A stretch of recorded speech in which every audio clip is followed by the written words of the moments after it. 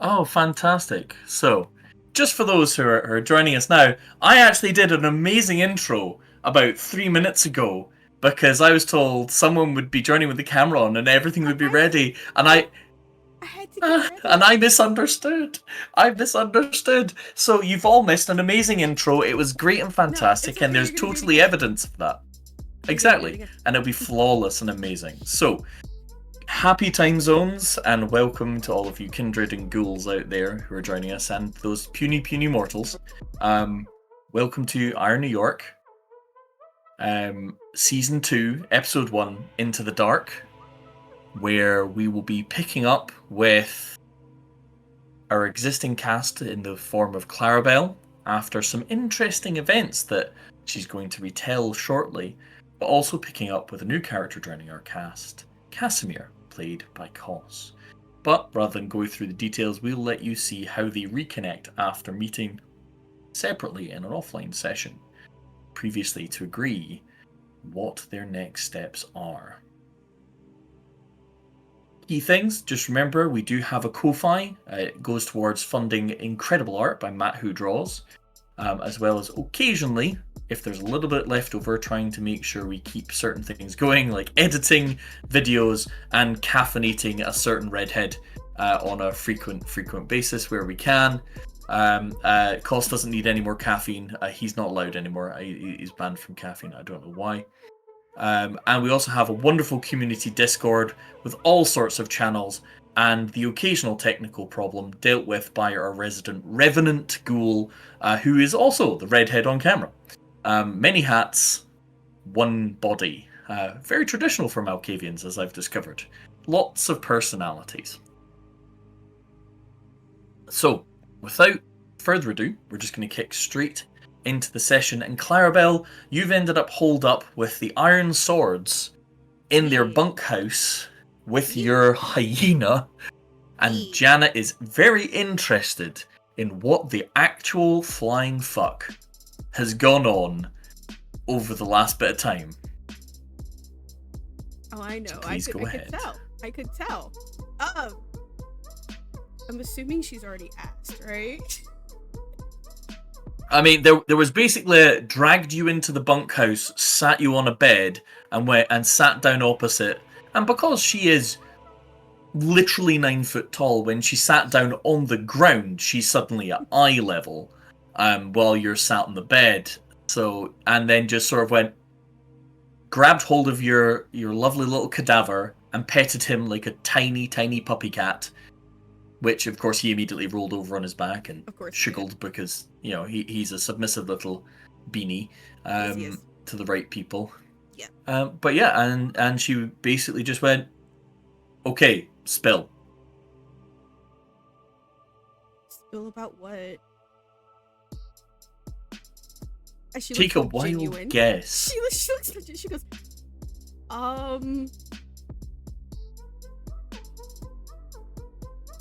I don't know, like, the whole thing going on? Oh. You mean with Mercurio? Oh, sorry. Yeah. The shiny guy you keep sucking face with, yes.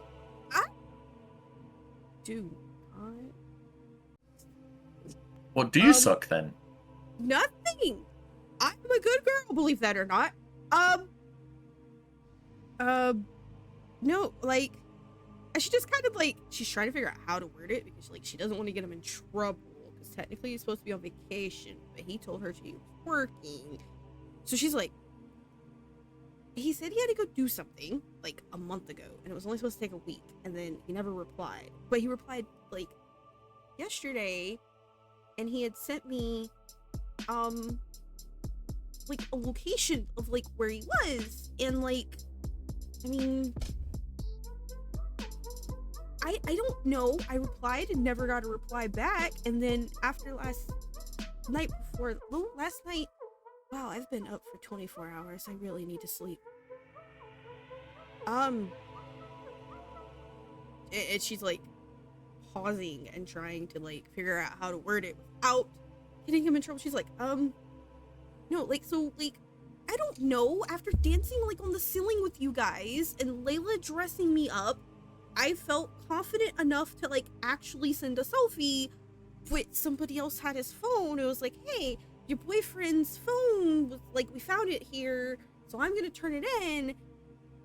And then the next thing I remember, I was waking up to Terrace pulling a steak out of my heart. And Janet looks at you and goes, someone staked you? Yes. And so they're dead now? No. I don't think it was an ill-intent stake. Considering I blacked out, I probably slipped into a derangement again.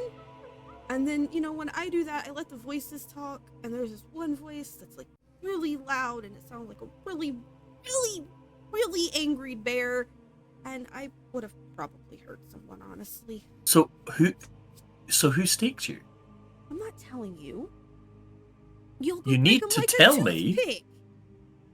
I mean, maybe. No It's maybe. like my job. Yeah, you weren't killed. I don't have to kill them. I might have to teach them a lesson. It was a good. You're invading another kindred's domain. It wasn't another kindred. Oh. And you see Janet process that information and immediately come to her own conclusion. It was fucking Ollie, wasn't it? Yeah. First time, actually. I've known her 30 years. First time she's put a stake through my heart.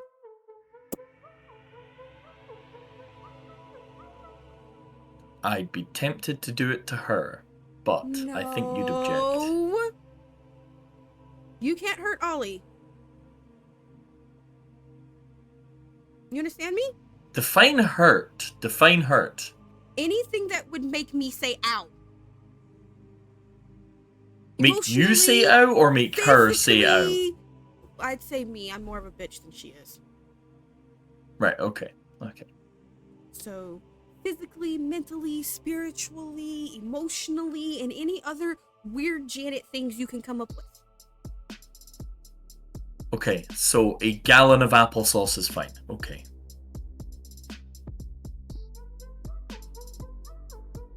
Do I want to know? Well, you just told me I can't. You don't want me to hurt someone who is your own ghoul. I can't tread on that privilege. However, I can drop an entire gallon of applesauce on their head. So you're just going to embarrass her and make her walk around smelling like apples and sugar? Yep. Okay. I say it was a good thing she did. Okay.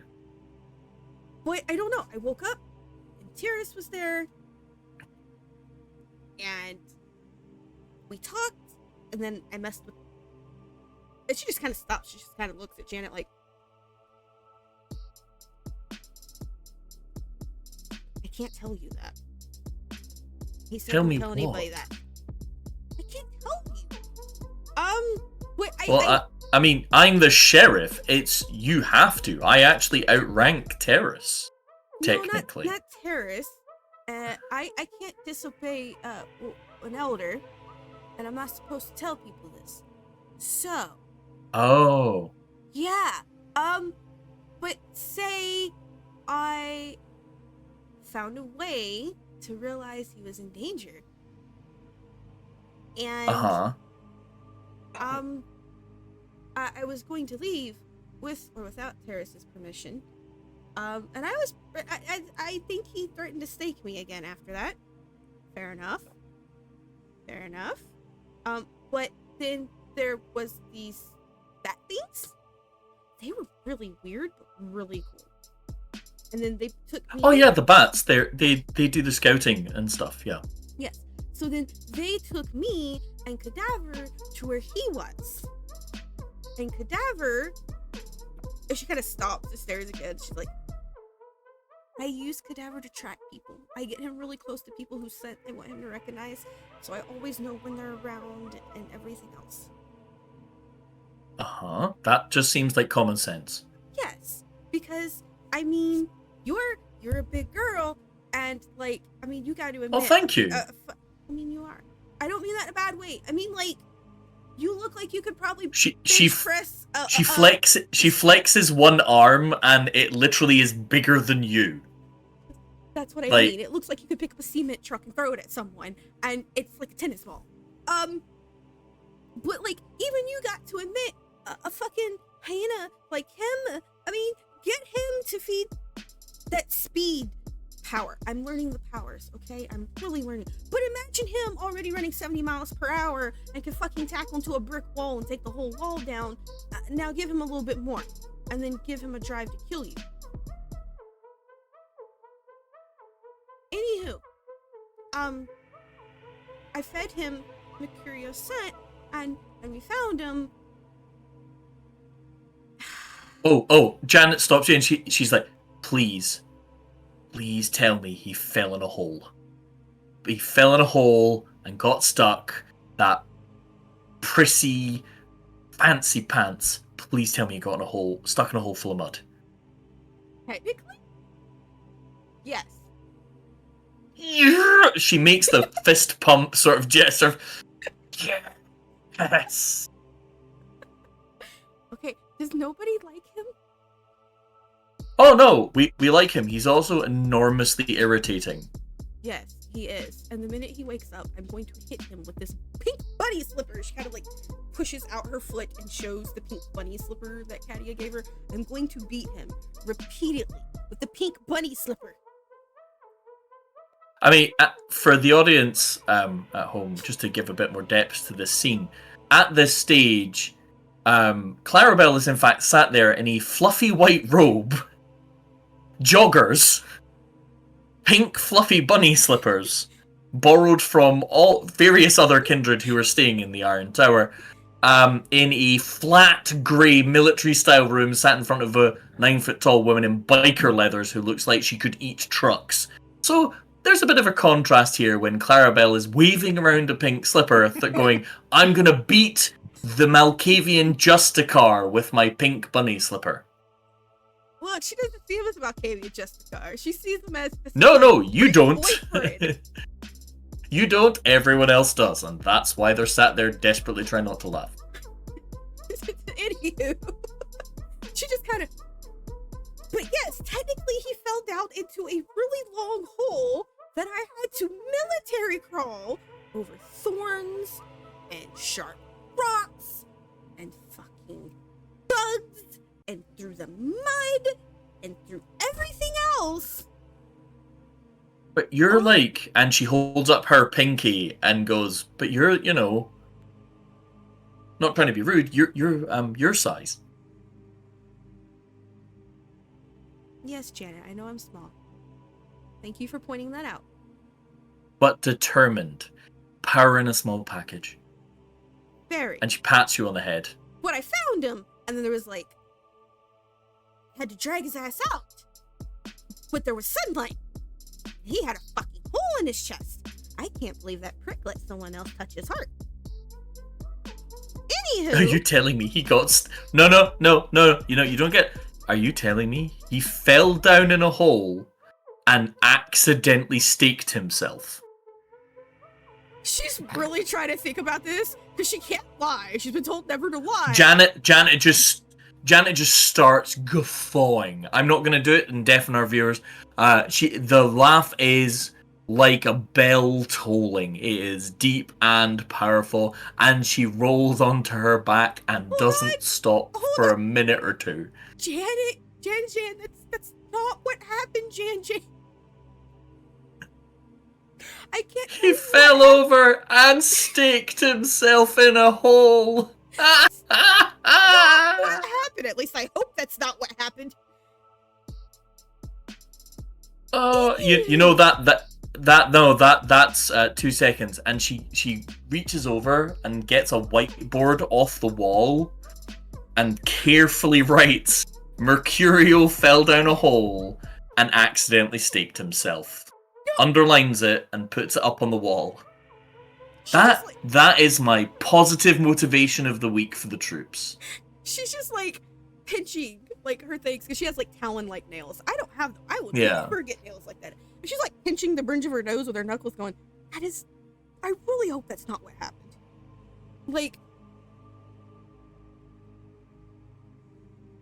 Anywho, so I found him. I had to trade away. Oh, what was it you guys call it? Touchstone. I had to give away a touchstone to get his ass out. Then I had to do magic bullshit to cover the fucking sky so he didn't turn into a fucking crisp. He already looks well done.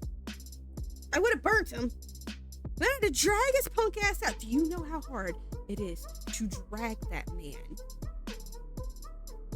on my back, military style, smelling blood that smells like the best wine in the world through a hole barely big enough for me? Janet, again, she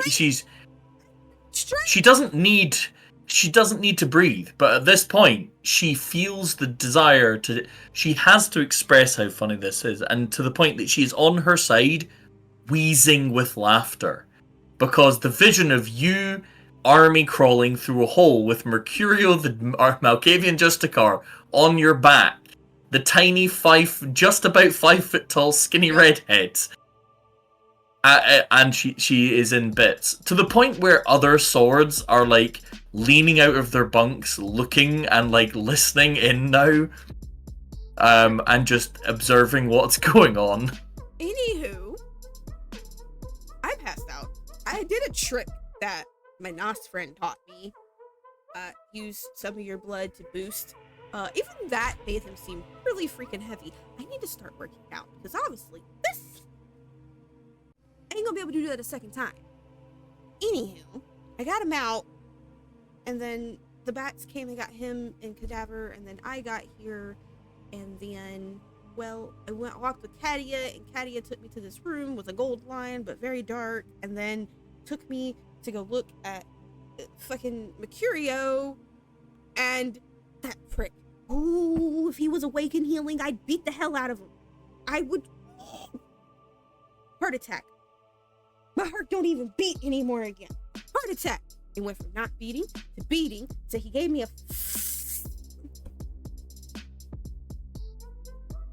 a... She reaches down under the bed and she pulls out a small footlocker and opens it, and inside are 2 like military style boots, and she hands you one of them and says, "You need more than a pink slipper." No!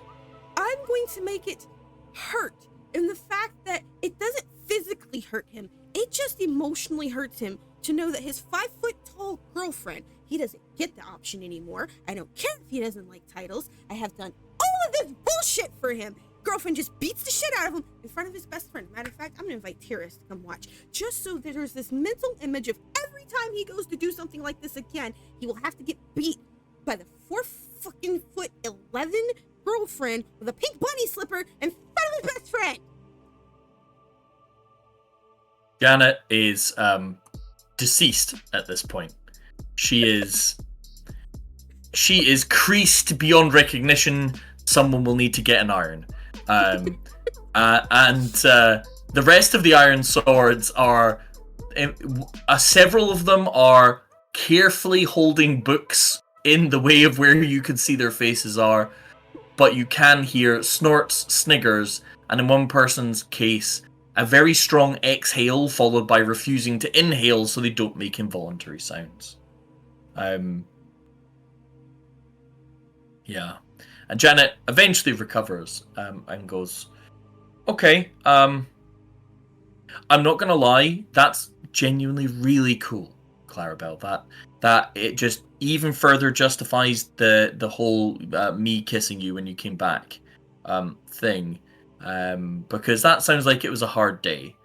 But at the same time, you should be really proud of yourself. And I am in no way ever gonna hold this story over Mercurio's head. Yes, you ever. will. And I will laugh each time you do. Officially, I'm not. I'm the sheriff. I'm not allowed to do things like that. But you can. Any chance? Could you just? No. She reaches inside her jacket and she pulls out this meaty-looking mobile phone. You know, much like the one that Terrace gave you. And she turns on the camera and says, "Can you hold up the pink slipper and threaten the camera for me?" Why?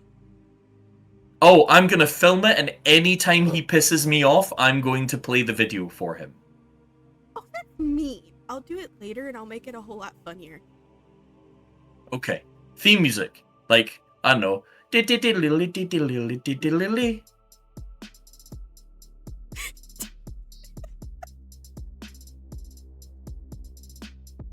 And she gently gives Clarabelle a hug. She's laughing her ass off. Yeah. She cannot help it. Obviously, all the stress comes pouring out of poor Clarabelle. It's been a hell of a 24 hours. And it's coming out in crazy laughter. Malkavian laugh. Just dead manic laughing. She can't help it anymore. Oh, God. There we better go. hurry up and heal soon so I can beat him with the slipper. Well, he relies on, I imagine, a bit of time to heal. It takes a lot. Sun damage is really, really hard to heal. It can take almost all the blood out of someone from even mild exposure to heal. And then suddenly you're hungry again, and oh man, and that's before you get into how old you are and the kind of blood you really need, and it can be quite messy. I hope he's okay. When Janet mentions like your age and your blood, she kind of like slowly wide eyes, just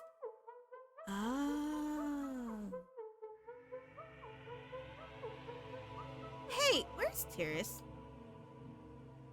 I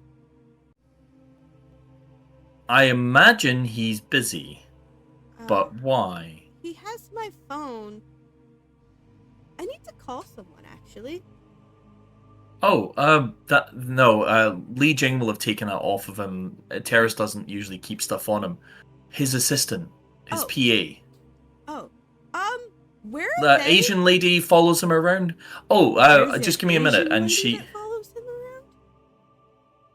around? Your memory kicks in, and you remember when you came out of the hot tub of Vitae the first time, and there was a woman's. No, there was another woman stood beside. It was repressed. She didn't see it. Yeah, there was another woman, small, mortal, Asian-looking woman with like, big circular gold glasses, like studious-looking formal suit, clipboard permanently attached in one arm, little red tie, kind of vibe, long black hair. Can you show me where she is, and can you watch Cadaver? I mean, I don't know why I asked you. You would probably keep the hyena if I asked you to. Yeah, I would, and sometimes even if you didn't. But I can message her to come down. She's probably upstairs in the admin areas, but yeah, sure. Yeah, tell her I need my phone. Okay. So she sends a text message on her phone, and about maybe 15 minutes later, after the laughter's finally kind of ebbed a little bit, after a few eruptions around the room, when you overhear with your delightful aspect somebody whispering, "A pink bunny slipper," and then just a couple of people giggle. It gets very sorority very quickly in here. You get the vibe that although they're very military and stoic outside, as you experienced in Elysium, but once they're in their bunkhouse, it's basically a bunch of 16-year-old boys and girls, even if they're horrifyingly dangerous monstrosities, especially in Janet's case. But yeah, so eventually somebody turns up. There's like somebody shuffles through the door. It's just some guy in like this long trench coat. You recognize him. He's been in the elevators a couple of times. The cute guy. As like the cute, yeah. And he comes in and goes, "Here, Janet. Here is phone," and hands over the phone, and then doffs his hat to you, and then leaves. She just kind of like. You do notice he's carrying a sword. They're all carrying swords. No, just him. No. Like any guy so far she has met has had some type of sword or dagger. It's probably a whole penis envy thing, to be fair. Yeah. It's overcompensation, clearly. Can you get my phone, please? Janet hands it over. Yeah, sure. Here you go. Okay. You keep you keep cadaver here. And she kind of like grabs her bag and throws it like over her shoulder, and she goes, "Oh, could I ask you a favor, Janet?" Depends on the size of the favor, but probably. I mean, it's kind of a tiny one. Okay. I would really like clothes. If I gave you like my card, could you like, I don't know, run down to like Walmart or Walgreens or something, get me like a pair of shorts and a t-shirt? Oh, fuck that. Just stay there 2 seconds. She marches over to like this part of the wall and just slides open the panel, and there's basically a large walk-in wardrobe inside with really militarily organized ducats with like all the different sizes of clothes in and boots and everything else. She's like, so I hope you like wearing leather, because we have leather, or leather. Can we and not? she put, I'm not Ollie. Well, I mean, it's gonna look a lot better than some cheap cycling shorts out of Walgreen. Okay, I'm okay with that. Whatever. Just give me. Besides, you look cute. You look. So she hands you some correctly sized military style boots that zip up the sides, biker style, some leather trousers, a denim like shirt thing that looks very, very country. She's just country mouse. I'm a leather country mouse. Yeah, and then a sort of off dark blue leather jacket kind of thing. You're enjoying this, aren't you? Maybe, yeah. Maybe just a little bit. Especially as those are my old clothes. See? And she kind of like looks at them. She goes, "You used to be small." Never mind. Yeah. No, when I was before I was embraced, I was your size.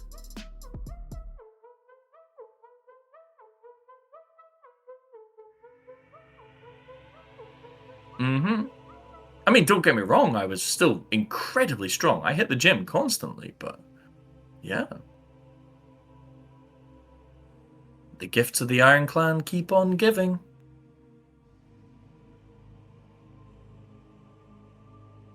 You grew like 4 feet and maybe like 600 pounds and muscle. Give me these damn clothes. Where can I get dressed that doesn't involve you looking? Head over there, and she points to an area for you to go to. Yeah. She will go find a place where she can hide from Janet and get dressed. Yeah, there's like changing booths you can easily find and get changed. No problem at all. She'll go get dressed. Feel really weird that it's a bunch of leather, but whatever. Like, it's better. It's definitely a look. God, this is her. I feel like I'm a military brat now. Nice. Pretty much. There you go. Secondhand clothes. Thanks, Jan. I'll let you get. She sort of nods. Oh no, she's taking pictures the moment you walked out. Like there, she's got She was stood there with a phone, candid camera, and like click. And now I can tell Mercurio he's dating a biker. I can't ride a bike. That doesn't matter. I'm still gonna take the piss out of him. He doesn't even have his phone, Janet. Oh no, I'm gonna print this up. Oh, I'm thinking poster sized, and I'm gonna have the security team put it in his room when he's not looking. And just like over his bed, maybe on the ceiling, like a teenage boy's poster. And like a little picture, maybe. At this point, I know. A Dago could. Dialing number. Yeah, Janet is like clearly planning some high-grade prank revenge. At this point, almost Mercurio, like I don't know, being the sheriff. Mercurio has definitely pranked her one too many times.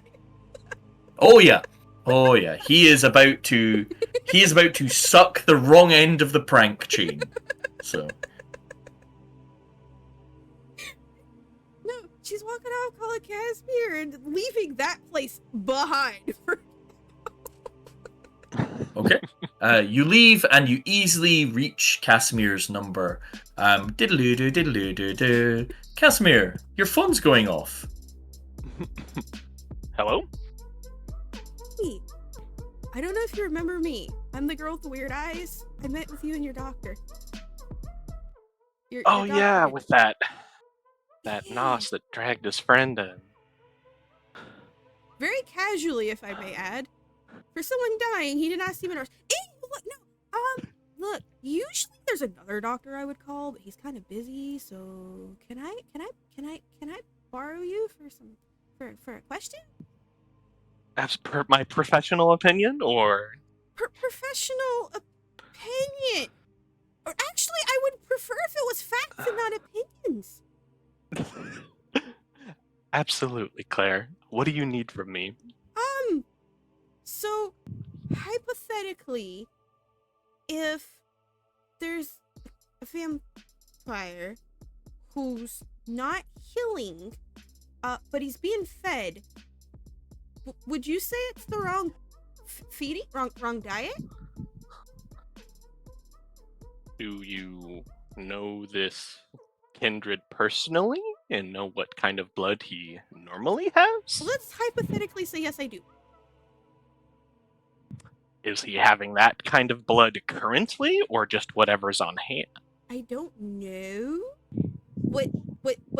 To quote Janet, he's guzzling blood like it's a dick, and nothing's happening. Well, this Janet, she sounds very knowledgeable. Okay.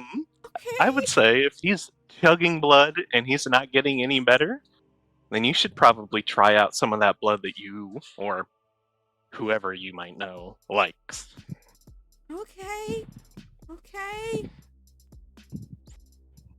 So, hypothetically, if that blood is your blood and you're a kindred too, would that make a bond, or is it fine because it's feeding from, starvation?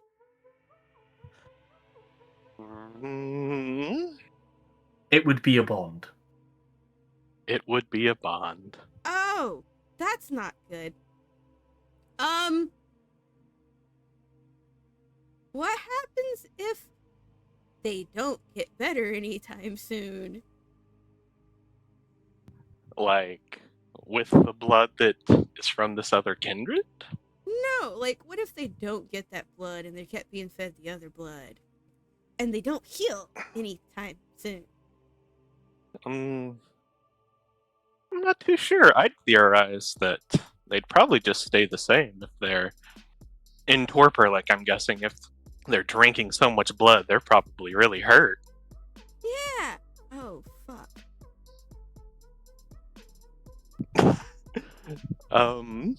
They're probably gonna stay as is unless they get something that they really need. Your professional opinion, would you give them that other kindred blood?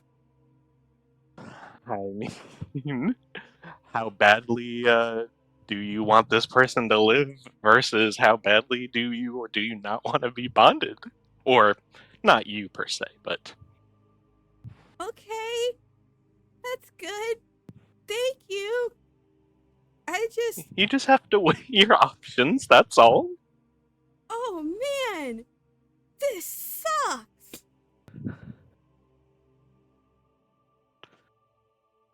I mean, No it doesn't pun have intended. to. Does it suck? You're a funny one. Ha ha. Apparently that's because I'm Malkavian. Laugh at me, would you? I'm 3 seconds from needing a kind with Xanax in its bloodstream. And maybe some lithium. Well, it sounds like this friend of yours is in quite a predicament. Yeah. Okay, thank you. Yeah. Hey. So, while I got you, the Nos we were gonna use to go underground is currently in a predicament where he's unavailable. I'm gonna send you the number of another Nos and tell him. What the fuck did he call me? MB for some reason. Tell him MB sent you and need help. I don't know why he calls me that. I'm assuming it means my bestie, but you know what? It's fine. Just tell him Claire sent you. Really need help. She'll buy him a new pair of threads. And get him the maps. And he should be able to help. He's a cool guy. I like him. You'll like him. Consider that my thank you for this. I'd like click. Threads Klarnos. Oh, she already hung up. And then there's just like she sends you the contact, and it's really weird. It's a picture, like the contact information. The name is just like a picture of a rat with a blood drop, but it has the number. Rat boy, got it. Well, that was an interesting call. Okay, so Casimir, what do you do now that she has hung up, having kind of information bombed you a smidgen? What's your next steps here? I think we should, or I think I should, reach out to that Nos, that number that I just got. Are you phoning? Are you texting? Let's just shoot him a quick text for now. Okay, what are you sending? I was given this number by a mutual friend with red hair, and she said that you could help me get some necessary information about the underground.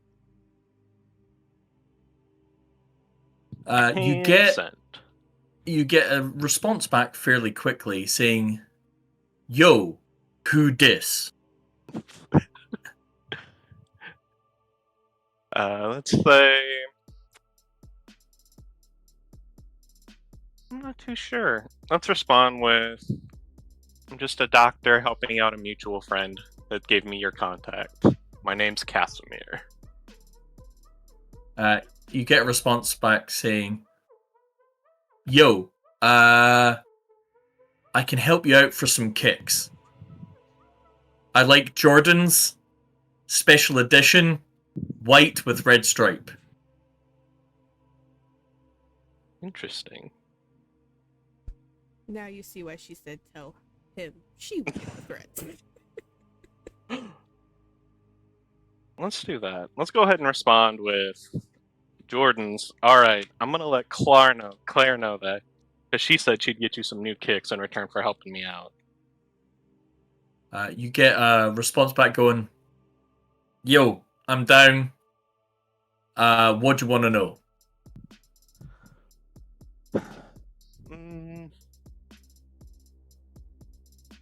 I'm gonna get up from my office and head in to talk to Anton, because I want a little bit more information about general stuff that I'm gonna need. Anton's Okay. a little bit older than me and has a lot more knowledge about this city than I do. Okay. So you just head on to Anton's office down the hall and head straight in? Yeah. Okay.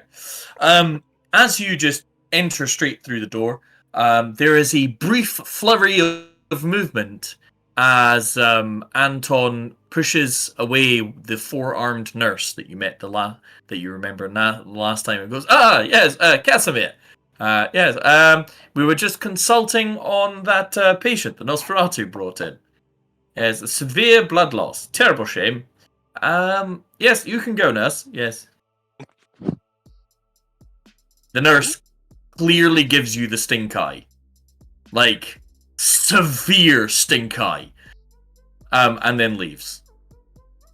So, Casimir, as he turns to take a glass off the shelf, there is a faint zipping sound. So, Casimir, what can I do for you? Yes. Okay. I don't know what that's all about, Anton, but I'm gonna leave what you do in your office up to you. Yes, and it'd be great if you learned to fucking knock. It'd be better if you learned how to lock a door. It's my fucking office. Hands raised in defeat. Fair enough. It is your office, and you are my sire. I should have a little bit more respect. Yes, But you anyways. little shit. I'm a big shit. Thank you very much. Unfortunately, yes, it was quite hard squeezing you out.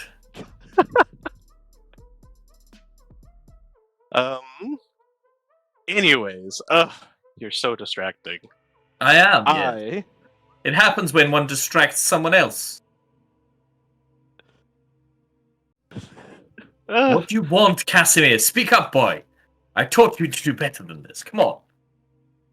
I'm looking into that book that you want me to find, and I found another contact that I could use through that young lady that came in.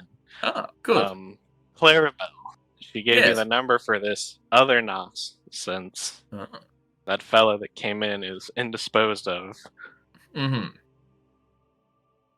And I'm just curious, as someone that's spent a bit more time outside of these walls, and probably has at least heard more about the underground than I have, I'm not even sure of what to ask before asking for his help. Well, young man, having given you the maps we do have, or at least the general gist of where things are, my suggestion would be you probably want to streamline your route of travel. Simply because there's only so many hours in a night, even though it's slowly drifting into autumn. Soon the leaves will fall, and soon the longer nights of winter will be upon us. But the key problem is you only have maybe about 8 hours of being, mobile, and crawling, walking, or otherwise maneuvering through underground can be quite slow, especially if you don't know where you are or you get lost. And putting it bluntly, the undergrounds of New York have long held far greater, more terrifying things than the Iron Clan, who frankly are about as scary as a small pink bunny slipper. So, what I would suggest is you probably want to have an idea of where is along that route is easy, how you could speed things up, where you could enter the underground from, though, to make life easy. Those kind of things. Where, who, how fast. Splendid. That's a lot of useful information. Thank you, sire. You can just call me Anton. Anton. Please, but I mean, dear boy. Yeah, but it's more fun to yank your chain, old man. Yes, I'd noticed, and if you don't mind, I would like to go back to that exact situation, if you wouldn't mind leaving. Of course. I'm gonna go ahead and go then. Thank you. Thank you, yes. And you easily get out of the office. The nurse is waiting outside, giving you the stink eye once more, and carefully heads in after you've left. What next? Not even trying to be subtle, Anton. Let's go ahead and get back to our friend. I just am realizing now. What is his name? We never asked him that. I introduced myself, but he didn't. Let's start with that real quick. You gonna text him? I'm gonna text. Okay. I know his name, but I don't know his name, right? Yeah, exactly. So you text him going, "Who dis?" And he comes back saying, "Short King." Laughing to myself. A good belly laugh. This guy is gonna be fun. I'm gonna text him and say, "All right, I'm looking for an object that last known was underground, and I hear that you're very familiar with the underground. I was curious so I could pick your brain about it." You get a message back saying, "For sure, meet in Elysium, ? Bring boss lady short queen redhead, ? Witch emoji." Eggplant. Let's just send him a good old thumbs up. Okay. For a moment there, I actually thought you'd sent Short King eggplant emojis, but okay. So you send him a thumbs up. You get a message back saying, "Yo, dude, you're supposed to say when." I'm gonna respond with, "Let me get back to you on that," because it sounds like our friend might be a little indisposed of at the moment, and just leave it Cool. at that. He replies back going, "Cool. Just shout me when. I'm not too far away. I'm working tonight anyway." And that isn't a he's busy working tonight. He's working tonight as in he's at, funnily enough, Clarabelle, he's at your shop working tonight. He's a good So he's not guy. Short King is working! Short King does work. Short King He is has behind to the afford counter. He has to afford his expensive Kicks shoe and habit. threads. Yeah. I mean, the fact that you have a Wish.com version of Ryan Gosling behind the counter has somewhat also helped with... It has definitely helped with the late yoga crowd sales, shall we say. There are a lot of yoga attendees of various genders and attitudes who frequent a certain night of the week because Franklin is on the counter as Wish.com Ryan Gosling. Very nice. But yes, so switch back to Clarabelle, I guess. Clarabelle. Yeah. Busy girl. Apparently. Where are you headed to? To the fucking med bay if I can get there. Okay, yeah, you easily get into the elevator and it takes you to the garden, which is where that little house on the prairie kind of weird medical hut was. Mm-hmm. And yeah, you make it there, you enter. It seems quite quiet. Yeah. You can hear splashing sounds from inside the hedge maze and giggling, and you recognize a couple of the voices. Yep. And that's fine. Perfectly reasonable. But you know roughly the route, and eventually you do find that small sort of almost greenhouse-like building that was there before with Mercurio blatantly there getting some form of treatment. And does he look like he's healing? So they're interestingly, and this is something I'm just going to load into important people. There is a figure you have never seen before. Okay. With nearly waist length, deep red hair, alabaster skin. Yep. Don't blame me. You can blame the old campaign players here. And long white clothes. So dressed kind of like a formula-ish suit / cape. Their entire look screams Tremere so hard that it's almost incapacitated. And she is stood over Mercurio with her wrist in his mouth. Oh. And she's frowning.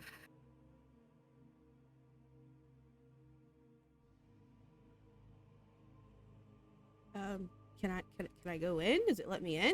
Yeah. Oh, yeah. It lets you in if you press the open button. Making sure everything else is locked off. Yeah, she'll just walk her little way in.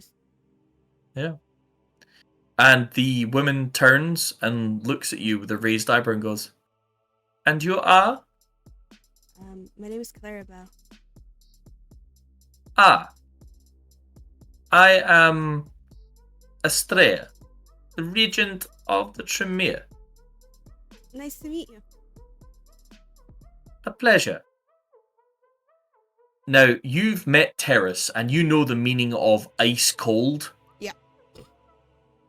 She has that without the weather effects. Her entire demeanor is like something took whatever spark of life existed within her at any point of her existence, and it was extinguished. She is emotionally dead seeming.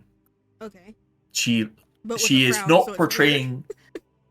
Yeah, it's like it's not so much a frown of an emotive one. It's like a logical. Data is puzzled. Spock is confused kind of situation weird. Mm-hmm. of frown, and she Astray says, "And may I ask your relationship with Herr Mercurio?" Would it puzzle you to say I'm not quite sure? No, that in fact would be quite reassuring, knowing I- Mercurio. I'm actually not sure. And that's being completely honest. Ah, are you the one he has been, pardon the term, humping? No, we have not been humping. You know what I mean, though, with the intimates and things. You are in a relationship. I don't know. I would like to say yes, but getting him to talk is really hard. Ah, so you have met a Malkavian before. I yes, I have. Good. It means you stand a chance of understanding how irritating he is. He is extremely irritating.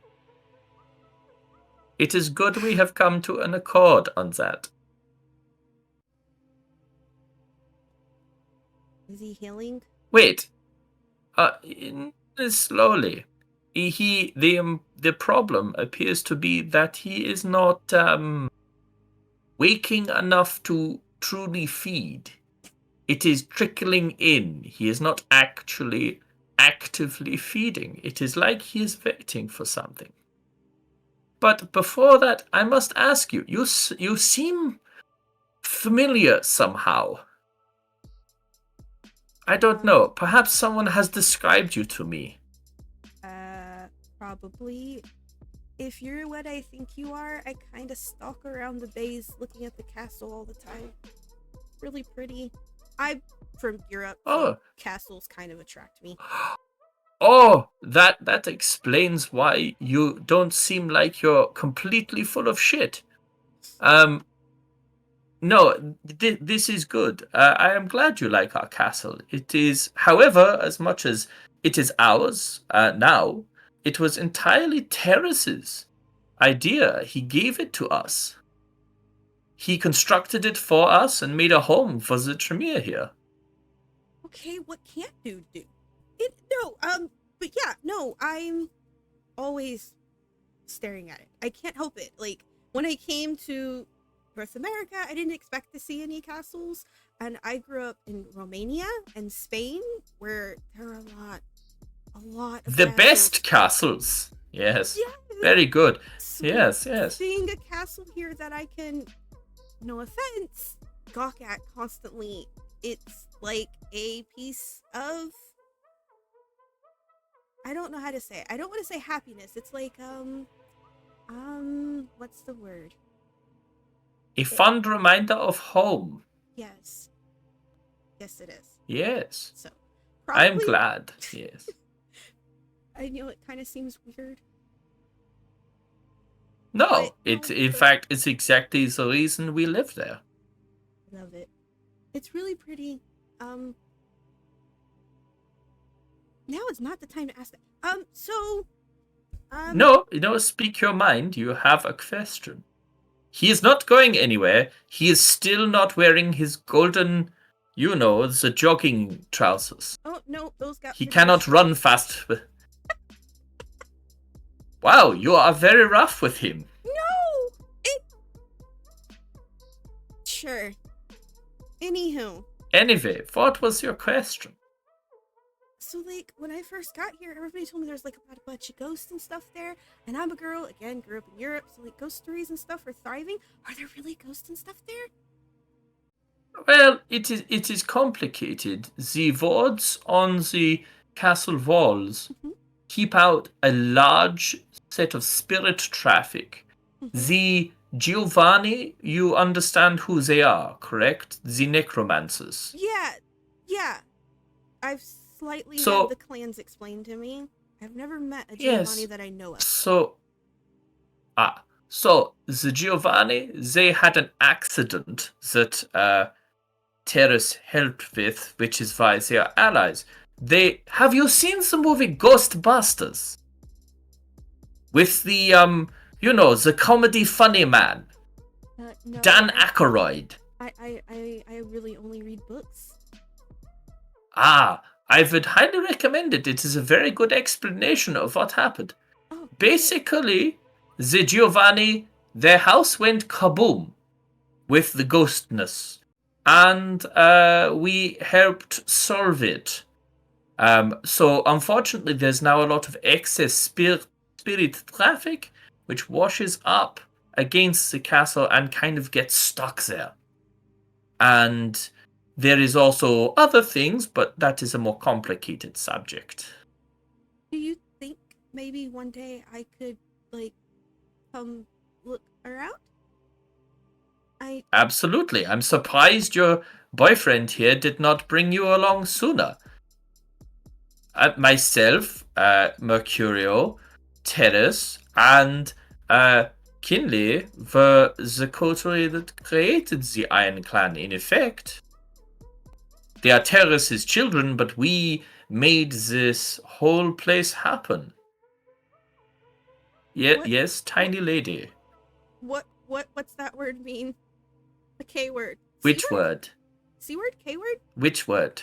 Coterie? Yes. Oh dear Lord, you are fresh.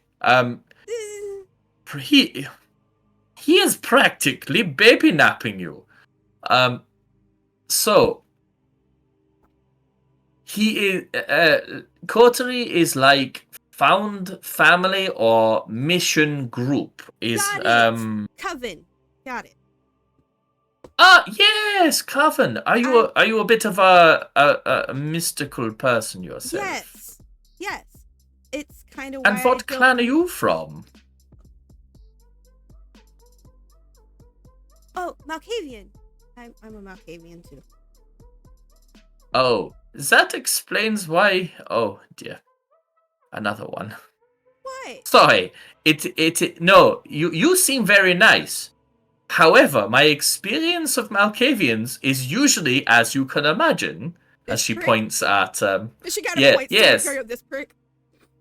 Yes, in fact, mostly him. Oh, okay. Yeah, no, I can completely understand. Yes. But so we are clear, I am still a member of the Camarilla. Okay. I am a regent of the Tremere. Okay. And I run the castle, which is our chantry. So I would happily allow the guest of the Malkavian Justicar to visit with us, with him. I could not invite a citizen of the Iron Clan to visit. No, that's fair. If you get my drift. No, I'm not stupid. I understand. Yeah. I'm glad one of you isn't. That makes a change. Anyway. Are you the one taking care of Do you me? have ideas? Yes. Do I need to close my eyes? You seem awfully nervous. No, you don't have to close your eyes. Oh my goodness. Well, I don't like seeing the kissing thing. You know, the lip to lip. It's very gross and human. No, it's not that. I actively feed him, so I was coming to see if my blood could help. So just sound this out. He drinks your blood, and you've been drinking his. No. Well, you have actually, Clarabelle. Are you lying? Yes. You're trying to lie? Okay, make a manipulation plus subterfuge roll at difficulty 7, please.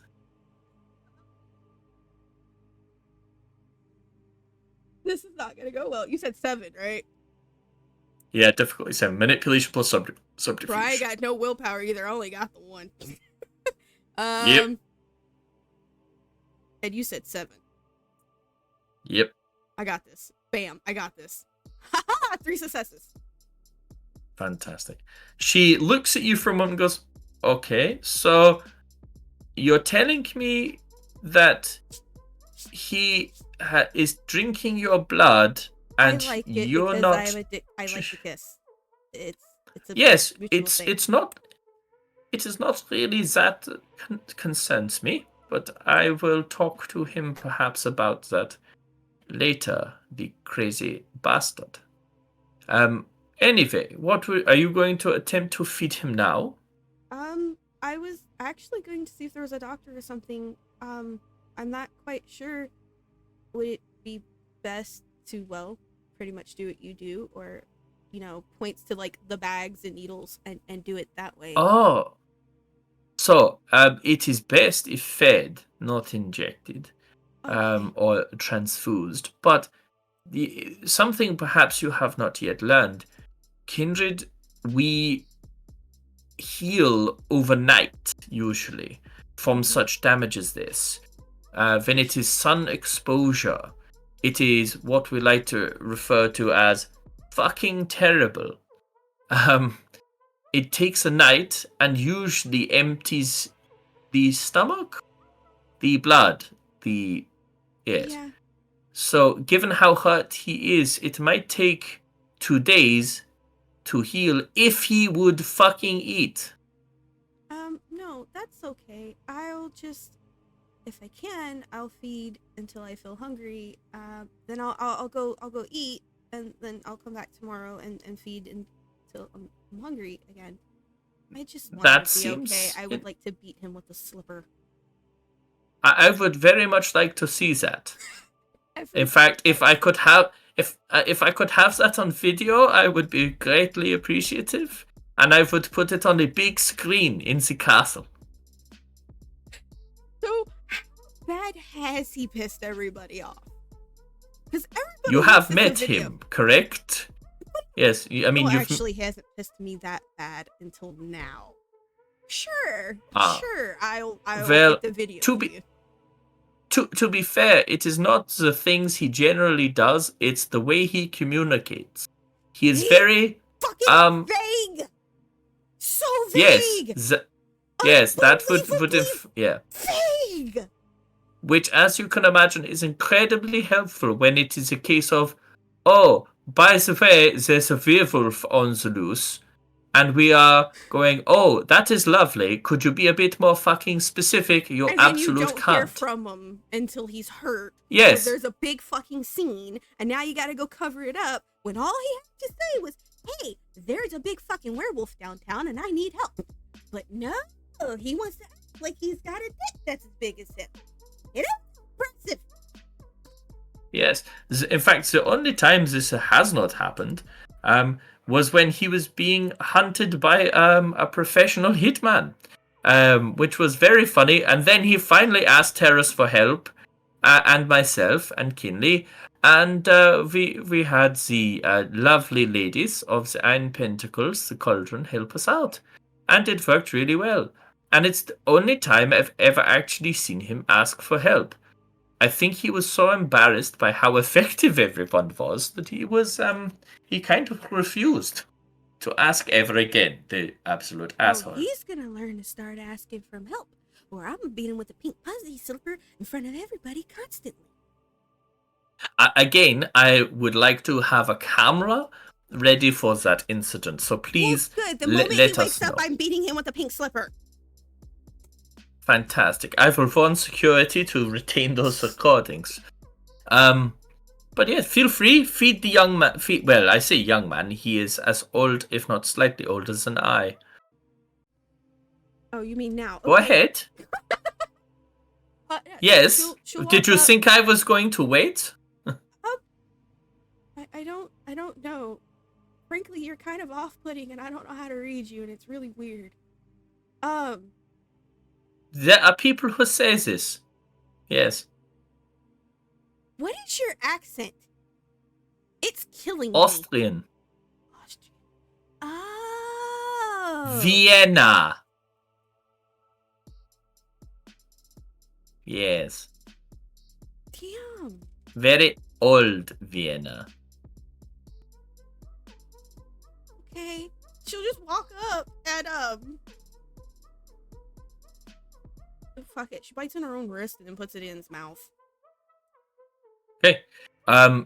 He immediately spasms into reaction, clamps down on your wrist, and drinks hard. You very quickly lose 7 blood points. How many do you have? Freaking. Hold on. 12, 11, 10, 9, 8, 7, 6, 5. I have 5 left. Back to 5! Oh. Yeah. So he drinks and drinks and drinks, and it's, an experience. Given we have an audience here, I'm not going into too much detail. No, it's fine. Yeah. It's definitely an experience with capital letters. And Astray stands there watching you the entire time, completely passively and without any emotion whatsoever, like she's watching somebody building a wall. And he then sort of flops back on the bed, unconscious again, but you watch as the burns across one half of his face slowly start to heal. Okay. It appears he only needed motivation. She just kind of like to licks prevent her him wrist clean so that it heals. Just.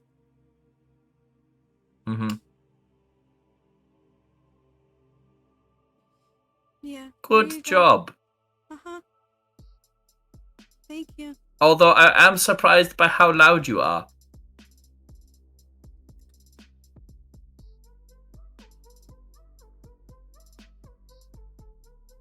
And she doesn't genuinely. You don't see any sort of like social skills measuring at all. Doesn't matter. From her. She is embarrassed as shit.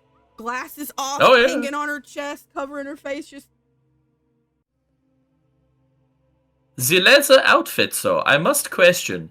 For a mystical-ish Malkavian, you dress awful lot like a biker chick. I let Janet dress me. It was better than pink fuzzy slippers and a robe. That is certainly a better choice, but is still a choice. I haven't gone home yet. I'm kind of worried for this prick. Well, I would cease to worry. He's now started eating, and look. And she points at the blood bags that are hanging up, and you can actually see them draining into him now. Oh, okay. Yay, he's eating. And she goes, he must have been in deep torpor, and only the taste of the one he's bonded to was able to awaken him. Wait. He's not bonded. I think you'll find the amount of blood he just took now, and the blood he's taken before, I would hazard a guess there is definitely a bond of some kind. Oh, fuck. However, I will point out that based on your age, it is unlikely to be what you would be more familiar with mortals. It is probably like a nice soft music in the background, as opposed to I must bite its face off and eat its soul. Because he is so much older than you and more potent. Yeah. Whereas your blood is like thin baby water. Yeah, I know. Hey, we all have our burdens.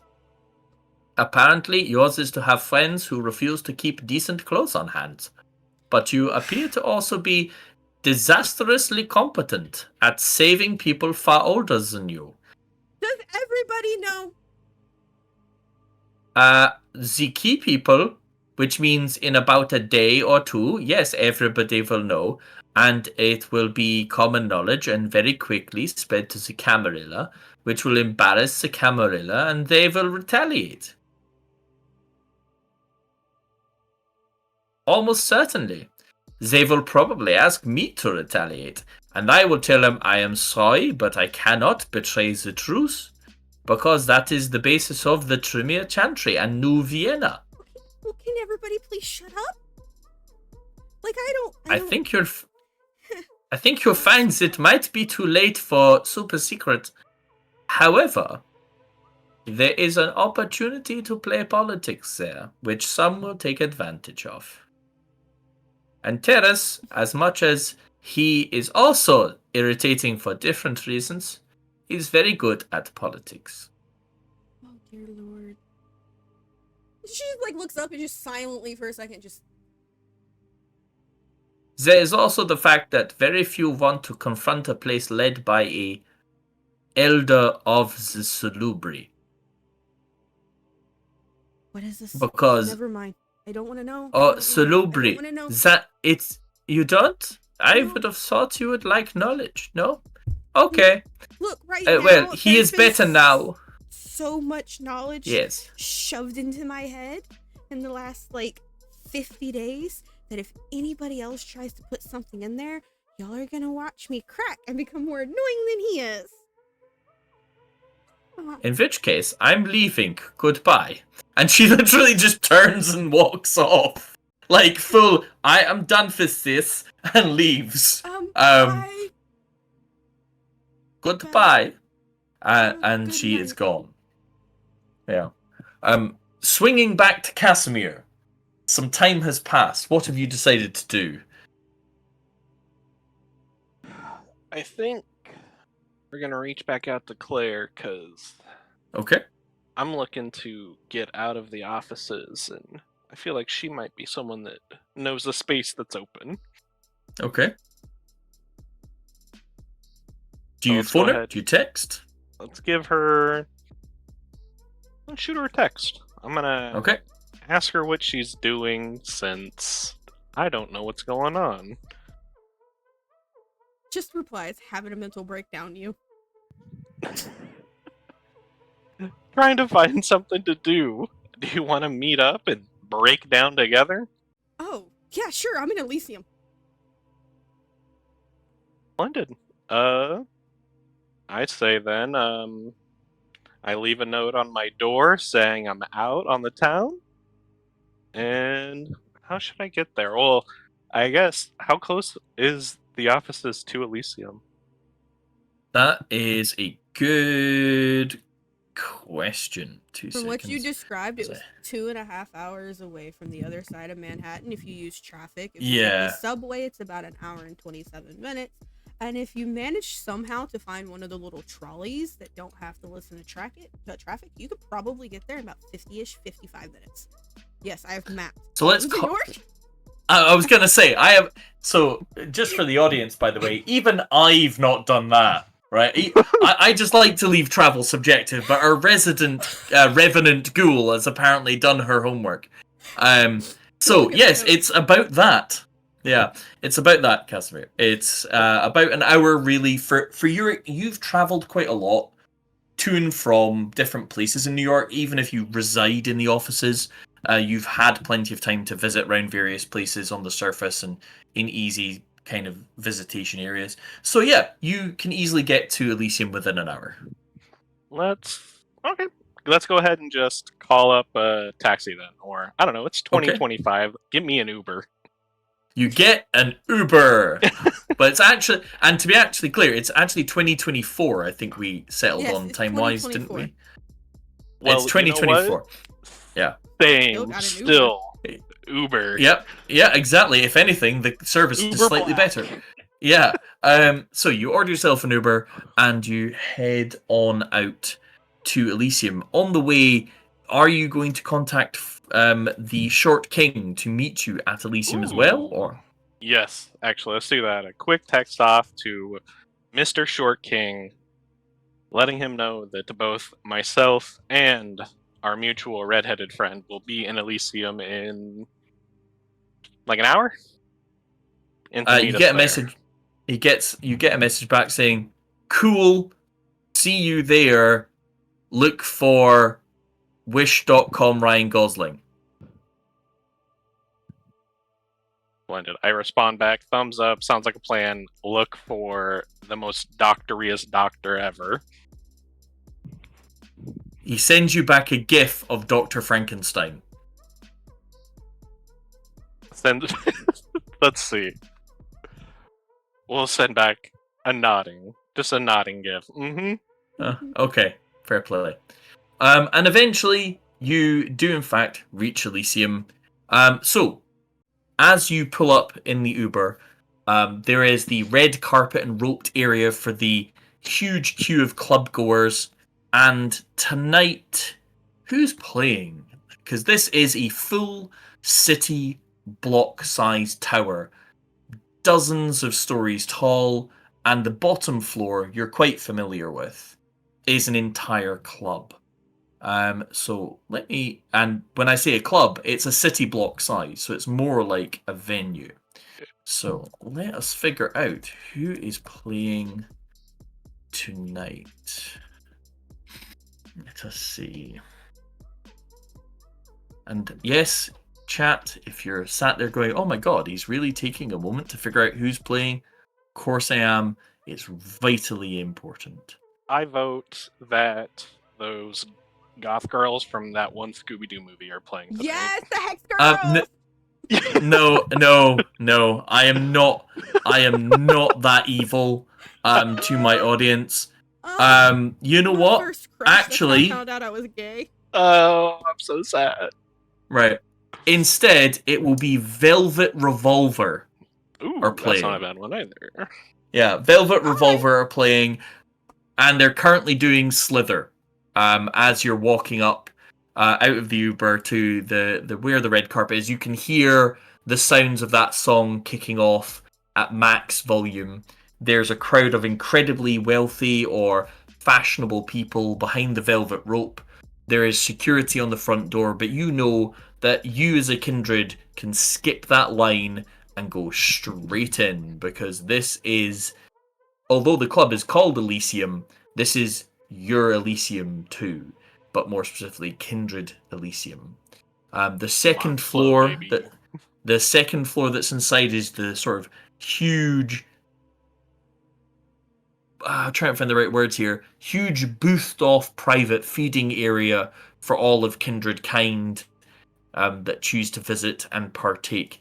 And then Conventus, which is the Kindred only area of Elysium where politics and deals are struck, is on floor 3. So you head on in, and yeah, there is booming music. There's the massive neon lit bar that cuts through the center of the entire place.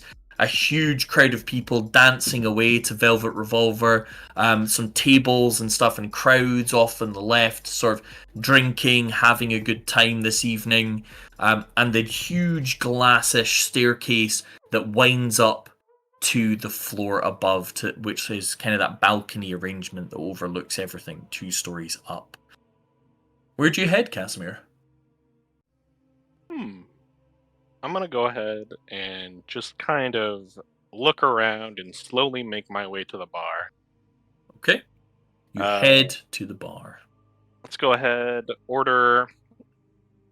I don't know, what do Kindred drink? Because blood. Alcohol... Yeah. So, blood. Yeah, so given you, as a player, haven't had a huge amount of experience, how Kindred have to get drunk is by drinking the blood of drunk people. Unless you happen to have the merit that allows you to eat and drink food, which is only a cosmetic version of eating, any alcohol or food you actually imbibe tastes like ash. It has no flavor. The only thing that has any flavor to you anymore is blood, whether it be Kindred, which is dangerous to drink, or mortal. Mortal blood has many flavors, many permutations, and carries either diseases, drugs, medicines, or sometimes just happiness, depending on what you drink. Certain humanity ratings and path ratings let you be able to taste and drink wine as if it's normal too. That is true. Interesting. Some paths do have strange effects on the palate. Let's go ahead and just order up whatever is the most popular flavor of blood for the night. And So I'm gonna go ahead. importantly, the bar does not serve. This is where mortals come to drink. This is where kindred come to hunt. Blood Mm. is not served on the ground floor. Um, second floor is where you want to be going. Yeah. So first floor is like basically where the mortals gather. Think of it like a giant herd of cows, and all the wolves look down from the second floor, pick their quarry, hunt them down, and seduce them into donating consensually. Almost like But an actual bar. yes, pretty much. Yeah, in fact, Okay, which is yeah. I see it in So my head very easily. I understand now. Let's go ahead and rewind. yeah, And let's head go up to the to the second floor. second floor. Absolutely. Up near the back wall, which is I suspect where Casimir would normally go, because it's further away from the music. Not that you can't hear it, but it means you can actually hear other things now. There are booths, and along the back wall, there is a regular crowd of people who are addicted to the kiss, who are desperate to be fed upon and consumed, and get the feeling of the kiss once more. Would you like to partake? I'm on business for now. We're gonna go ahead Okay. and walk past them. Okay. Are you heading up to the third floor? To Conventus, to Elysium proper, where Kindred Let's hang out. let's go up there. And on my way up, I'm gonna take my phone out and shoot a quick text to Claire and our short king that I'm on the third floor, eagerly Okay. awaiting them. Fair play. Clarabelle, after waiting around with Mercurio for a while and just speedily watching him, etc. You're gonna beat his You ass get before- just Hanging waiting over him. in case he wakes up, just so you can slap him. You do get a text from Casimir that he's in Conventus downstairs. Oh, okay. I just kind of like look down at him and go, "You better wake up. You better wake up soon. We got a talk to have, sir." Just a slur, like a fucking Spanish words, and then she leaves. Okay, Uh, fair play. she will text her doc and just like, "Hey, I don't know if you're busy, but I'm in the tower. And if you have any blood packs, can you please bring them to me? The ones that you make specifically. I'll be downstairs with the short king and fucking another doctor. I'm not cheating on you, I swear." And then she just kind of like sticks her phone into like the fucking leather pocket as best as she could, and then she goes and finds Casimir. Yeah, I mean, it is literally just like a phone outline. That pocket is not designed to hold things. But you get there is a small vibration at your hip, and you do get a response from the doc saying, "It'll be delivered shortly. Don't worry, I'm still a better doctor than they are." She replies back, "You damn right. Love you, Pop Pop." But yes, you head down the elevator. Casimir, it's been a while since you've been in Conventus, so Elysium proper for Kindred. This is where politics happens, voting occurs, and Kindred come to be heard, but also to hang out without fear of anyone else being around or any dangers that exist. And as you enter, it's humongous, palatial, 2-story tall, city block size. It's like almost like a coliseum with silk drapes hanging down from 2 stories up. Reds, there's red carpet, there is hangings on the walls, soft lighting, and every 30, 40, in fact, no, every about 60 feet, there is these huge Chesterfield sofa sunken conversation pits with koi ponds down in the middle where various kindred either take their ease, feed potentially if they have brought their ghouls, and in some cases talk politics, make deals in the privacy provided by open space of such significant size and the drapes and hangings. And up at the far end, you can see a couple of figures holding court in some fairly plain seats. You know that that area is reserved for the leaders of the clan, the Primogen, discussing serious shit. Not usually your sort of forte. Do you just grab one of these conversation pits for yourself and just wait for everybody? Yeah, let's go ahead and just find somewhere nice, maybe a little bit more secluded. Okay, I off don't know in how a sort of spacious. side and corner. Yeah, off to the Yeah. side a little bit more. Easily done. I mean, this place is fucking enormous. It is an entire city block just dedicated to these conversation pits, etc. So, yeah, it is easy enough to find one that's far away from everyone else, but still close enough that you are able to not necessarily be seen so much as catch people's attention should you need to. Right, somewhere close enough to keep an eye on the entrance and be seen. Exactly. Absolutely. And shortly, Clarabelle, you descend into Elysium behind the court that is being held just now. Lovely. And let's see who is actually there. Who is actually there? Let's see. So I hope it's a bunch of fun people. there is a woman stood there. Sat down, but for a moment you think she's standing because she has a huge pair of wings behind her. Giant white and red wings. You recognize her as one of the swords from the other night. Okay. The sort of Amazonian looking one who apparently doesn't like wearing a lot of clothes. Got it.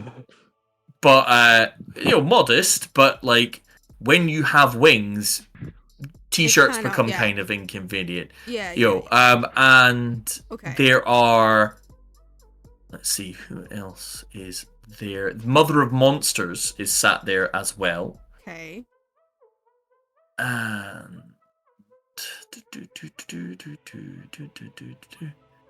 who else? And a Dago. Why not? A Dago is there. Okay. So two of the actually, I know all of them. I've only ever talked to one though. I'm going to try my best to just pretend like I don't see them and walk past them. They don't pay you any attention as you walk past. She's just gonna go find Casimir. You know what? I am sorely tempted to listen to Zavi. And, don't you fucking listen to Zavi! Let him. You know what? No, you're not in haughty mode. You're in desperately tired mode. So I think we can skip the haughty roll. I'm tired. I am fed up. I'm frustrated. I'm one bad roll away from taking out the dagger and throwing it at someone's head. Probably a bad idea. But yeah. So you make your way into Elysium, and you make you're almost all the way through, sort of looking around to see if you can spot Casimir, and eventually you spot him at the far back corner. Perfect. Of Elysium. Yeah. So you head back there, and you see Casimir sort of sat there just chilling out, watching away, and Casimir, you see Clarabelle approaching. Clad in all her leather glory. Yes. She walks up. Standing up and... She sits down. She's just, hi. You look, I am tired. You look a little different than the last time that, we... Yeah, I let a friend dress me up. That's apparently my thing now. If it isn't for the Keeper of the Elysium, it's the Sheriff. One of the two is dressing me up, and they have two very different styles. I can only imagine what you had on before to convince someone to let you wear this. Yeah, let's Anywho, is King coming? I think so. Let me go ahead and let's check You our hear a messages. quiet cough from behind you. And he's right there. Oh, I hi, jump Shorty. 10 feet in the air because I'm jumpy as hell. And he goes, "Yo, Doc, like, chill the fuck out, man. Like, just take a pew. Fucking nos." And he does not, in fact, look like Wish.com Ryan Gosling.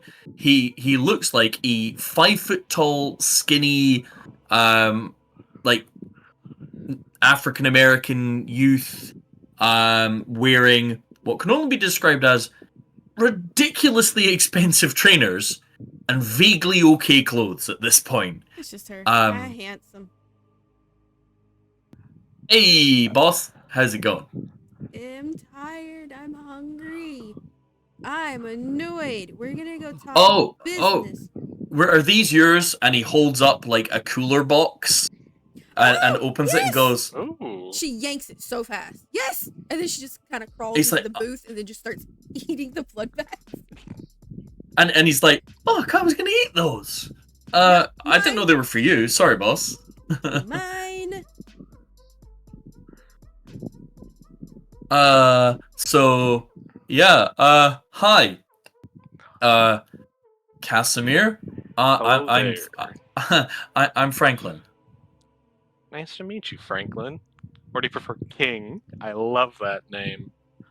Yeah, no, I'm cool with King. You want to call me King? Yeah, I kind of deserve it. It's popular with the ladies, you understand. I have a bit of a history. Fuck up. I'm sure that you're terribly popular with them. Terrible is the key word there. Sit down, Franklin. Franklin sits down. When he sits down, you notice very quickly he is really small of stature. Like he makes Clarabelle look a bit more normally sized, right? He is very skinny. You can tell that if he was still mortal, you'd probably be considering calling either Child Protective Services or social work. She'll give him one of the blood bags. Kind of vibe. He's like, "Oh no, it's fine, boss. It's fine, boss. I don't need it." Eat it. Oh fucking hell! Don't God, you start with me. you're as bad as my sister. Do you want me to call her? God. I have her number. You know what? Sure, call her. I bet Monica would love to say hi too. No, that's fine. I'll go ahead and call her and tell her you didn't wear that suit on our date. Okay, never mind. Yeah, sure. I'll leave. Yeah. Good boy. Yeah. Fuck. And he eats resentfully, like a teenager should. Casimir, could you make a perception plus empathy roll, please? Difficulty 6. Can you walk me through how to do this? I've actually never done this before. Absolutely. So, audience, Koss has never done a roll in World of Darkness before and not on the server, so his first roll, you get to witness how badly this goes. Sorry, how well this goes. This goes Don't say perfect. that. It'll go perfect. So, I hope in the first dice roll's roll as bad as channel... mine was. Ugh. Okay. In the dice roll channel, type /roll, Okay. and then select the command that says dice roll. Okay? Dice roll. It will then ask you for a pool. That is the combination of dice that you have. So in this case, it's perception plus empathy. So you take your perception dots, add them to your empathy dots, and that's the number you type in. Let's see. 5. Marvelous. Okay? And then in the difficulty box that is next to it, you type in 6, because that is the number you need to get on the dice or more to count it as a success. Okay. Now, after that, there are other options, usually where you can spend a willpower to You're gonna guarantee a success. I'm just saying, you can spend a willpower to guarantee a success, And that's about the only one that really matters just now. But that's usually when you really, really, really, really want to succeed at something, because willpower is hard to come by and hard Right. to replenish. Okay? Let's go ahead and see how this goes, friends. Go for it. Hey. A Got one. success. Yeah. So the vibe you're getting off of Franklin is, although he moves like a very experienced Kindred, right? He's got the right sort of motions down to kind of try and still appear human, etc., to outside observers. What you do notice is you think that's come from a hard life. You think that's probably come from being a very short but hard life as a Kindred. And he's definitely not of a similar generation to you in age as you and Clarabelle, and certainly is not that old in actual years. Although he's got a teenager kind of body, he also still has behaviors that still kind of fit that. If you had to take a stab, you'd be going, he's in his 20s to 30s, probably, in real age. Total gathered experience of life, which is quite spectacularly young, which places his embracing sometime during the fall of the Anarchs in New York and the coming to power of the Iron Clan. So he is a freshie. Okay. And Franklin goes, yeah, so what do you want to know about like underground shit and stuff? Boss is, snacking. What do you want to know? I'm gonna go ahead and I didn't mention it. Can we above board a little bit? I have the maps with me since Yes, I knew I was going to be meeting Franklin. It was the whole point, so yes, it makes sense that you did not leave them at home and go, oh shit, another 2-hour car ride back home. Okay, marvelous. So I'm going to go ahead and pull those out and kind of just lay them in front of the two of us in sort of a here's what I have motion. Okay. So, where are you trying to get to? So that's the fun thing. We aren't quite too sure yet. I'm working with your wonderful master, Miss Clarabelle, to find what we're looking for. I'm hoping that when that time comes and... You just go back to eating. Hey, boss, you're my master now. Did you hear? Shut it. And Franklin sort of like side eyes her and goes, yeah, so where do you want to go? I'm just looking for some... a list of places that he thought this item was? Yes, and that's on the maps as well. It's basically, there's like 2 or 3 levels of these maps that are different parts of old maps, some superstructural ones, some infrastructural ones, and some thoughts on where it would probably be. But these are big ass maps. Yeah. So Franklin takes a look, sort of pores over them, and then gets out his phone and opens Google Maps, and is like scrolling around. And he goes, "Oh, do you got one of you got a pen?" Claire reaches in pulls and out a pen from my front. Oh, okay. Oh, we both rushed to give Franklin a pen. My God, you're both fucking. Franklin says, "My God, you're both fucking nerds." I'm gonna remember that. I take that as a compliment. Straightening my coat. See, Casimir knows how to have a sense of humor. I'm not a fucking Tremere. That's true. You don't suck. That's true, Mir. At least I don't suck you, no matter how much you beg. Franklin pauses and looks at you and goes, "Hey, we've been on a date. You don't know what could have happened. Anyway." Exactly could have happened. Do your work. Fucking hell. Right. he takes the pen off of you, Casimir, and he starts scrawling some notes, and he's basically like, so I don't know where this thing you're going to be looking for is going to be, but is it old? Is it like new? Give me a clue here. Very, very old and mystical. Ancient. Cool. I would Right. say the fact that my sire is even asking for someone to look for it means that it's pretty lost. Right. So that means like you're talking like deep undercity here, because like New York is built on New York, that's built on New York, that's built on New York, right? So layer upon layer upon layer. Okay. So you're probably going down in the deep, deep, deep shit. Okay. You're probably gonna have to go past the Warren folks' territory for the easiest ways in that save you the most time. What's the Warren folk? Oh,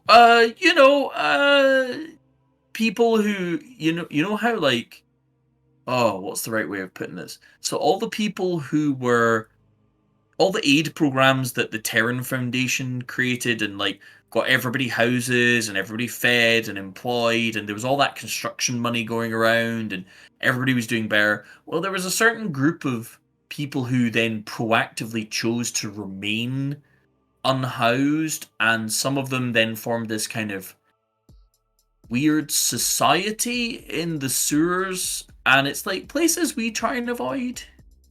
Oh, They're a so bit the best hyper. place, the best way to get where we need to go is going through the place where we'll probably be attacked on sight. Oh no, like, so it's the quickest way. So it's like a choice. You can go like the long way. There's Okay, a bit of what's the safest crawling way? and oh, crawl. Absolutely. Go down, and he draws like a crawling map. He's like, for us Nos and maybe Clar's size, it's like dead easy. Like you just go down there, you go that way. Oh, don't wear any good shoes though. You will regret wearing good shoes. In fact, don't wear wellies. Like wear like a wetsuit probably. Ooh. And take Dettol wipes, or maybe some like Persil or Flash, laundry detergent. It gets pretty bad down there. But yeah, and Disinfectant, but he draws a trail through, so that'll get you through like the sewers kind of bit, but that's gonna take you like a long ass time. So you're kind of gonna be a bit tight on dark hours before you crash out. Okay. Then What do I have to pay to get you to escort us here? Fastest, safest, Oh. get us in and out. Okay. Fuck. And she just kind of looks at Casimir. She goes, "Is that fine with you? I mean, we were supposed to take the other Nos, and then something happened. I don't know what's going on with him." Cash shrugs his shoulders. I'm not too interested in how it gets done, just that it Okay. gets done. Just like my Okay. sire. Okay. And Franklin, you can watch him making calculations in his head. I've got it. Right. Okay, boss. If you get me a date with Janet, I'll escort you. Let's be realistic here. I could buy you like 12 pairs of shoes. Limited edition. Just a refresher. Who's Janet, and why is she worth doing all of this for, The Franklin? 9-foot tall, buff, lesbian Casimir. biker. It's the sheriff. She's so hot. Boy, she would break you with blinking. And you watch him just smile. Okay, you're one of those. Wait. I mean, I think all Nosferatu are. He just sort of says into the air. We just love danger. We're risk takers, Turns to Franklin, nodding furiously, shaking his hand. My man. Yeah. See, Casimir gets it. Why couldn't you find this guy way earlier? He's cool. Unlike that Ollie fuckwit, Are you that mad at her? She keep denying you. No, she stole my fucking spare socks. The bitch. She's probably Like, they were really nice. Pairs of socks. They were like silk socks, man. They were so comfy. She fucking stole them. What did you do? Sorry, Casimir. So She fucking Ollie, she used them as duster. Anyway, you get me a date with Janet. I'll escort you down. stay right here. She gets up and leaves Casimir and Short King alone. Okay. What do you think she's gonna go do, Franklin? I don't Oh, know her I that well, have but I no. can already tell she's a firecracker.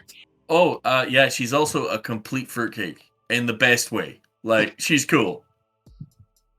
Like, if you think she's gonna bring raisins? There's gonna be like half a fucking pineapple in that cake. Oh, that's Yeah. I mean, it may not be the best cake, but it's gonna have lots of fruit, right? fruitcake. Yeah. That's a yeah. very apt description, Franklin. Thank you. Yeah. So anyway, yeah, if you go down this way and you crawl for ages, like that'll take you about 3-4 hours, but that takes you to like the deep dark. Like that's light tight. You could sleep there as long as you can find a safe place to sleep. You could sleep the day away under there. Like we've done it before, but you really kind of want to be with a nos down there because like there's a thing that lives in the dark that faced me to deal with for us, and I don't know what it is, but apparently it's he said fucking dangerous. That's concerning. Is this the only? Well, hold up. There were a couple other spots we could check out too. This sounds like it might be the most dangerous spot. No, you've got to get to the deep dark to like that's where your first sort of spot. Oh yeah. I mean, if the deep dark turns up a bust, there's the ancient depths, like, but that's like where you're talking like the original settlements. You're talking churches and warehouses and crazy old stone shit down there. That's like, woo, kind of level. That's where the spooky shit starts happening. Oof. But hey, it's fine. You're with Boss Lady. She's really fucking good with spooky shit. I've heard she's got a certain aura about her. Oh, that might just be the incense from the shop. To be fair. Yeah, I don't know. I'm used to being off-putting, so I recognize it when I see it. It's very comforting. Dude, you're not off-putting. You're like cool and shit. You get me. You get why I want to date with Janet. You're on the in, man. And we got Short King and Tall King. Yeah, Let's go. The way he is talking and his body language radiates earnest teenager, right? Like desperate for companionship, earnest teenager.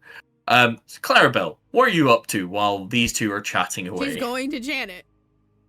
Okay, you head back up to the Iron Barracks. She is there playing with your hyena. They are currently playing Roll the Riot Helmet and Watch It Chew It Through. Janet. Yo, Clarabelle, how's it going? You want to make a trade? Why do I feel nervous? It'll help you What do you want to trade? Really, really hard.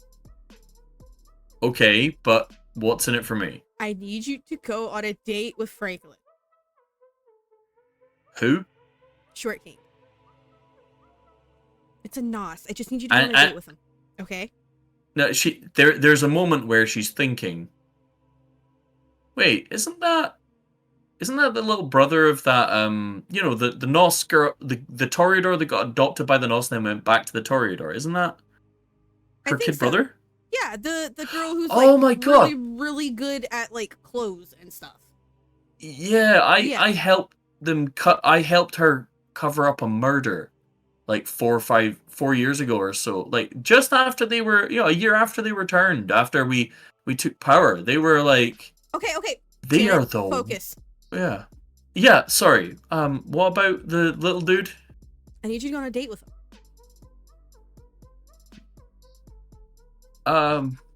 And I will let you dress me up any way you want and take as many pictures, no matter what kind they are, so you can blow up and throw all over Mercurio's room and torture him.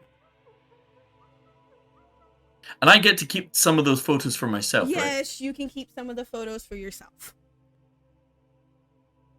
But you actually have to try on the date. You actually have to spend more than an hour with him, and you have to give it all you got. Because I really need his help, but he'll only give me the help if you go on a date with him. And just between you and me, he's not opposed to being broken. Oh, she immediately changes attitude, right? The moment you say that, she's like, oh, fantastic. And she opens a cupboard, and inside is a familiar female figure. And she goes, oh, you're gonna be busy for a couple of nights. You can just hang around here. And she closes the door. And you're like, that was a whole person hanging up in a cupboard. We're not questioning Janet. No, yeah, absolutely not. But Janet's like, and I get to dress you up now or when? Let me finish this meeting. If it doesn't go too long, I will let you dress me up. If not, it will Actually, no. I've got a better one. No. Right. We're going to have, for the date night that I have with this short dude, you dress me and I dress you. Oh, I can dress Girls' you? Girls' night, you dress me, I dress you, but you're the one getting photographs taken of you. Okay. And the other Iron Swords, by the way, are looking at this discussion with what can only be described as a mixture of fear and horror. Any objections to anything I've placed down? No. We'll do a girls' night, hang out. We pick each other's outfits. I get photos of you, and I go on a genuine date with the short guy. Yes, it has to be a genuine date. Yeah, I am definitely marking that down on the favors I've done for the Nosferatu track. Not that bad. He's really sweet. Yes, but I'm the sheriff, Clarabelle. Wait, you don't have off time? No. You suck. Only when I'm asked. Good girl. Anywho. So we have a deal? She reaches out a hand to shake your hand. She shakes her hand. I mean, well, she kind of is, like, engulfed, pretty much. But she goes, okay, so when you want the date, I have to give him a date. Oh, 2 days time? 2 days? As in not counting maybe 3? We'll do 3. 3 seems a lot better. 3. Yeah, we'll do 3. Okay. 3 days time. That way by then Mercurio should be awake and I can beat him with a slipper and record it for you. And the Tremere lady too. Everybody's apparently gonna have a nice little whack-a-mole video for him. He has annoyed everybody. And you know what? This is my way of getting back at him. I'm not gonna rub it in his face that I saved him. I'm not gonna rub it in his face that I had to bring him out of torpor, that I saved his stupid dagger, or anything else. I'm gonna give everybody a video. Can I see the dagger? No. Can I see the dagger? Oh, okay. I've been trying to confiscate that off him for like 2 years. Super possessive at it. No. Okay. Right, now fuck off and go and sort your shit out. I've got shit to do. Alright, well, fuck you too then. Damn. Thanks. Fuck you too, Clar. Bye, asshole. And she, like, runs out. Yeah. Back to Franklin and Casimir. Fair play. Franklin and Casimir have talked a great deal about muscle mummies during that period of time. No doubt. Almost certainly. Undoubtedly. Casimir, no doubt you would have also referenced Chun-Li at some point. Almost certainly. Something Cammy. Yep. Yeah. He actually has invited you to his apartment to go and play like an entire Street Fighter marathon at some point in the future. If you'd like to. Eagerly. There you go. So, boys' night, play some video games, snacks, that kind of thing. blended. Cool. Yeah, but eventually Clarabelle comes back. How did that go, Claire? She looks at Franklin. You have a date with Janet 3 nights from now. My Franklin boy. stands up, raises his hands in the air, and goes, "Touchdown, Nosferatu!" And you owe me double because I had to trade something really weird. He looks at you and goes, "Fuck that, I offered what I offered. I ain't doubling up now." No. Fuck No, you. no, that's not how deals work. Fuck you, that's not how you. deals work. Fuck I'm going to go down into the you. fucking deep dark sewers. I did not... I agreed to I let might muscle do- mommy dress me up. And Nathan stops. Sorry, not Nathan. Franklin stops. Yeah, you know where my brain immediately went. Franklin stops. Yeah. Franklin stops and goes, "Oh, no, really? Oh, that's a tragedy. I'll have to just, I don't know, turn up early for the date and make sure I can save you from that terrible inconvenience." I'll throw in an extra if you owe me, and I'll tell you how to get on Ollie's good side.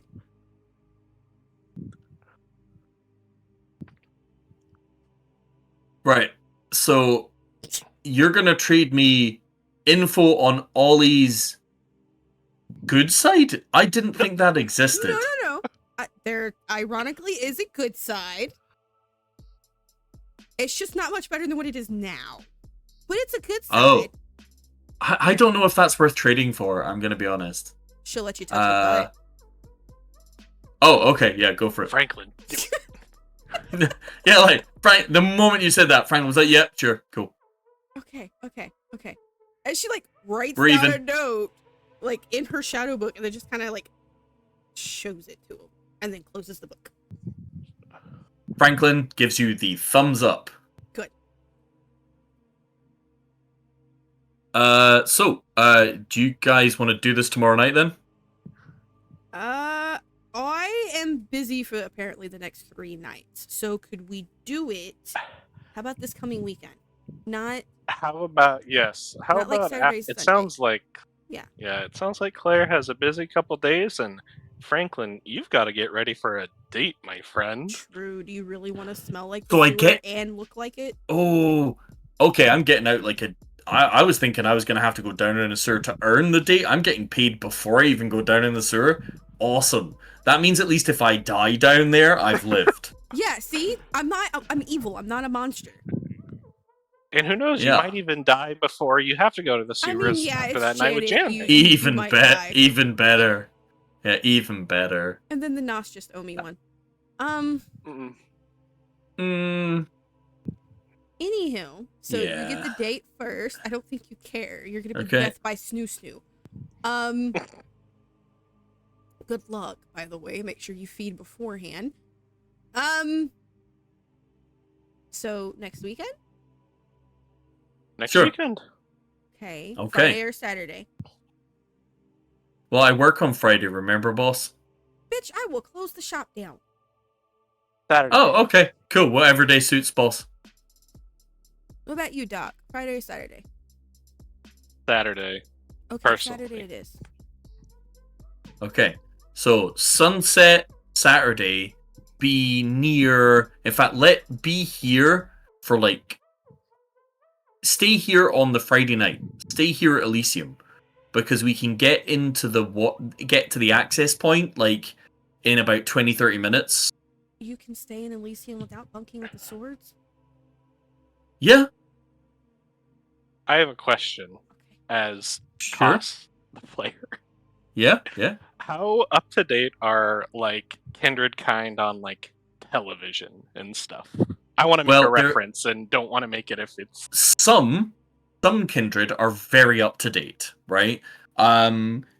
Weirdly, for example, despite Terrace being a couple of 100 years old, he is remarkably up to date with modern television, especially anime, for some reason. of course. Right? Nerd. Franklin is so young that he, of course, is up to date with television. But then you run into people like Astray who forget that television exists It's like because Claire. she's old. Yeah. And Clarabelle has had limited exposure to reading and or technology. So I'm gonna turn to my boy Franklin real quick, Yeah. and I don't know if you've ever seen regular show, but there's a scene where they go, "Don't look at our crotches while we synchronize our watches." Do, do, do, do, do. And I turn to Franklin and I do that. Franklin looks at you and goes, "Okay, Clarabelle, thank you for introducing me to this man. He is a man of genuine quality." Yep. Yeah. You two are now best friends, aren't you? I mean, I won't go that far. Like, Okay. like maybe. Like, I'm not going to throw all my eggs in his basket straight on the first night. That's what Janet's for. We're brothers. Actually, I don't think it's you put eggs in Janet. I think Janet puts eggs in you. I'll be thinking and he looks at Franklin you. 3 days from now. He looks at you straight face and goes, "I'm into that." Figures. Yeah. Figures. Yeah. Is there nothing you're... Never mind, you're a Nosferatu. He's into everything. So. Okay. How many blood points have I drank back? By this point, you are back up 4. Okay. And you have been chug-a-lugging. I'm gonna keep chug-a-lugging and try to ignore these two. Okay. Very wise. Very wise. Is there any further planning you would like to do, or is it just turn to miscellaneous conversation and chug-a-lugging? I think miscellaneous. I don't have anything else to ask Franklin. Okay. As of right now. Other than his opinions on various TV shows and movies afterward. Okay. And Clarabelle? No, I'm just gonna chug a lug and contemplate my entire unexistence. My unlife. Yep. Yeah. The unlife and times of Clarabelle. Yo. So the rest of the evening passes relatively smoothly then, given nothing of substance is being discussed. So that night starts to draw to a close. Casimir, do you stay at the Iron Tower or do you return home? I'm not too sure, actually. Let's go ahead and return to the offices for now. Okay, I have both of their fine. contact informations. We've made solid plans. It sounds like I'll be meeting up with Franklin soon enough. Cool. So you head back to the offices. Franklin disappears back to wherever he feels like lurking, probably near something disgusting. And Clarabelle, do you return to the sword barracks? Yes, and I will cuddle my boy Cadaver. I will tell Janet no, she cannot cuddle, and I will go to day sleep. Oh, it's way too late for that, because what you discover when you return is that all of the bunks have been pulled together to form one giant bed, and Cadaver is sleeping next to about 6 or 7 of the iron swords, including Janet, in basically a giant pile. Okay, yes, and she will go get a blanket and sleep in the corner, away from that. Yep. Oh, there's still a bed spare. That's fine. You can still sleep in a bed. It's just that you're sort of come in. Yeah, you come in and it's just like, okay then. They took my hyena. That hyena has had more love and attention in the last several hours than even you have managed to shower on it in some years, because it's just effusive and insane, because there's a whole bunch of what can only be described as emotionally stunted, violent maniacs, and they found an animal that's just like them. So, and it has a fun giggle. But brown hyenas don't giggle. Well, it has a noise that they find entertaining, so, Predator clicking? Yeah. She'll go sleep underneath the spare bed, then. Yeah, actually, that's fair. She's gonna sleep under the beds they pulled together so she feels safe. Especially with what the lady said. Let's put it this way, there is no place safer than sleeping under the sheriff's cohort's pile. Yeah. She'll crawl under there and sleep. Okay, fair play. The day sleep eventually kicks in, and both of you sleep in the comfort and safety of your beds. Over the next 2-3 days, is there anything you want to cover off other than going and seeing Mercurio when he hopefully wakes Clarabelle? Have to go feed his punk ass. And, Yeah. other, I don't Pretty know, much just Casimir, that. do you have anything? Hold on, no, my brain went blank. I'm error 404, my brain's buffering. Hold up. So, you and me, Miss Clarabelle, have plans to get out of the office and rent out some space. We do. You need to contact me so that I can tell you about it. And that will happen after Mercurio is taken care of. Okay. No, so the only thing she has, besides talking to Casimir, is finding a way to get up into his apartment to make sure he has clothes for when he wakes up. That doesn't make him feel any less prickish. And just feeding him. Go for it. What's up, What? Cass? No, come on. I was What were going you to say, meeting up with Franklin? Are we talking like stuff that we're actually going to do, or just some like filler fluff? Yeah, we just, it kind of it happens in the background. So you guys have a video game night. It is Street Fighter, every version. He's got like 6 different consoles hooked up to this I would really actually freak out. Yeah, it's like an ancient giant widescreen box TV. It's actually deeper than it is wide, pretty much, at this point. I can imagine. I have seen those two. Ugh. Oh, yeah. And the crazier part is that when Franklin sends you the address to go to, it's a warehouse in Red Hook. And you're a bit, it's a bit weird. And an accountant answers the door who, for those who remember this from last time, or I can't remember if we did it in No, in downtime or not. It was half on stream, half in downtime, but somebody never explored it. Yep. It is Lewis, the warehouse guy, who is in the important people section. If you'd like to search for Lewis, he in fact looks exactly like one of the guys from Ghostbusters. The little nerdy guy from Ghostbusters 2/1. So. There he goes. Lewis? Fuck. How do you spell it? Is it an E-W? Louis?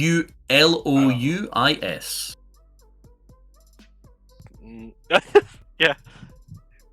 And he is delightful. And he's like, he's just kind of speaks nervously, and he's hi, I'm Franklin's ghoul.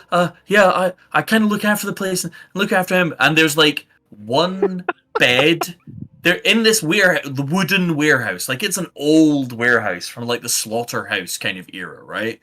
And yes, wooden floors. Yeah, and there's this one iron bed with a modern mattress, pillows, and like anti-allergen bedding, etc. in the corner of this massive warehouse. And like in the kitchenette thing, there's like one bowl, one cup, one spoon, a pile of ledgers, and like everything else is like random junk that has been found. And the thing that you very, very, very much notice when you enter the warehouse is Franklin's bed, which, there's the gaming setup and it's against the wall and it's cool, and you look round and you do a double take because for some reason there is a Viking longship inside the warehouse that looks like a bed and has like a mattress and pillows. And Franklin explains he got paid by, ironically, one of your clan in old furniture, which is why everything in the warehouse looks so mismatched. It is, in fact, the curator, who is an elder of your clan, paid him in second-hand furniture for a job he did. And whoa. Yeah, he has a hand-carved Viking longboat bed, life-size, with a Super King mattress in it, as his bed. This whole race car bed. Race car. Yeah, I mean, basically, yeah. It very much has the vibe of race car bed for people with no taste. Right. For a 20-year-old old. Yeah. Yeah. Like, here's some furniture. I'll use it. And you notice that in the kitchenette there is only ramen. Like Hey, there is. he's just like me for real. Yep. There is just ramen. Poor Lewis is a very hungry, not very good accountant who looks after Franklin. But yes, you have a great night or two playing video games until the wee hours and having a good laugh and hanging out with poor little Franklin. Clarabelle. Yes. The next night, Mercurio does not awaken. Frick. However, Mm-hmm. the night after, Okay. when you go up to feed, Yes. and you arrive, because I imagine it's like the first fucking thing you do. Yes. Yes. With the pink Have you had anybody bring you your own clothes yet? Probably, I would assume. The only person she had Like, was Ollie. Would Ollie do it? After they had. Are you guys? Yeah. I think Ollie does bring you a set of clothes. I don't think it's the clothes you had in mind. What the? It's Okay, like it's still in your. It's still in your sort of flavor, but it's very much more sundress style, and a bit more summery than you'd otherwise be liking. It's more grey than it is black, and you know that that's a deliberate choice. You know, and she's chosen deliberately mismatching jewelry, so it's a very spiteful set of choices. No, she'll go get some clothes from Layla. She is not wearing that piece of shit outfit that was brought to her. Ah, okay. So when you go and visit Layla, you notice she seems very ethereal. Like, she isn't as intensely in the moment as normal. Not that she seems distant, she just seems a bit dissociated, like not really concentrating, and a bit like your immediate association, given your knowledge and experience, is like mental fatigue, basically. It's like somebody who is pushed past the point of no return and is recovering very slowly. And yeah, she helps you dress. Are you allowing her to go full Layla? Yeah, sure. Go full Layla. She deserves right, it. She okay. looks like she could use a full Layla moment. Alright, okay. 2 seconds. Oh god. Apology. Yeah, I'm gonna. You want to go full Layla? Let's full Layla you. Alright, let's go. Let's go. Look, Layla looks like she could need it. She's keeping Ollie, and you know what? It pisses Ollie off too because she's stuck staring. Right, hold on. Let's see. I'm terrified. For anybody who don't know, full Layla is like, yes. Hold on, where's her? I mean, that was very descriptive. Yeah. This will be my first full Layla as well, so I'm ready. Put it this way. Layla used to be a woman of the night, and she definitely still loves dressing up like that. And she has a pretty cute little witch Barbie doll who she wants to dress up. Oh yeah. Here we go. Yeah, I know exactly what she's gonna do. Here we are. This is terrifying. Send it in my channel first, Right, that way I can see if it's safe for stream. Oh, it's 100% safe for stream, but okay. I will try and pop it into your... Oh, that's in the wrong thing. Hold on. There. Plus, then you can wake him up and distract him enough to get him whacked with the shoe once or twice. Hey, yo! Hey, that looks great. Okay, Claire likes that. Claire likes this. This is nice. Look at this. This is nice. Okay, yeah. Shit. She about to rock this shit. Feel free to put that in a channel that you can show people if you wish. Hell yeah, baby. She about to look sexy. Hell yeah. Confidence, and it covers up the scars. Oh, she needs makeup done. For the love of God, she begs Layla to do makeup. So Layla, actually, all she'll do is your smoky eyes, and she reminds you about being who you are. I don't. Strut know that what? power. Okay. If this causes a frenzy, I blame you. I don't think you care right now. Thanks, Layla. How's you and your girlfriend? She really doesn't. And she looks at you and goes, "It's different." Good different? Bad different? An adjustment different. Everything okay? Yeah, no, it's fine. It's just I can't really do a lot of the things that I would normally do in a way without endangering that. So I have to be careful, and it's quite tiring, and I'm not getting quite the. Have you told her this? Yeah, we're talking about it. There's a degree of agreeing boundaries because my appetites don't quite line up with hers, You'll get there. like we discussed. But I still need to feed those appetites, so there's finding a boundary she's comfortable with. You know she's open to her partners having multiple partners, Yes, right? but Okay. yeah, and she goes, "Yeah, I have to be comfortable with that as well." Fair. You know what? That's fair. Well, I hope you two find that, because you guys are absolutely adorable together. But do me a good favor. When you see your girlfriend, tell her I said go fuck herself. And she, like, tosses down the absolute trash outfit Ollie picked for her. And Layla looks at it and goes, "Yeah, I can imagine." Smack her a good time for me, just... She's not really into that, but...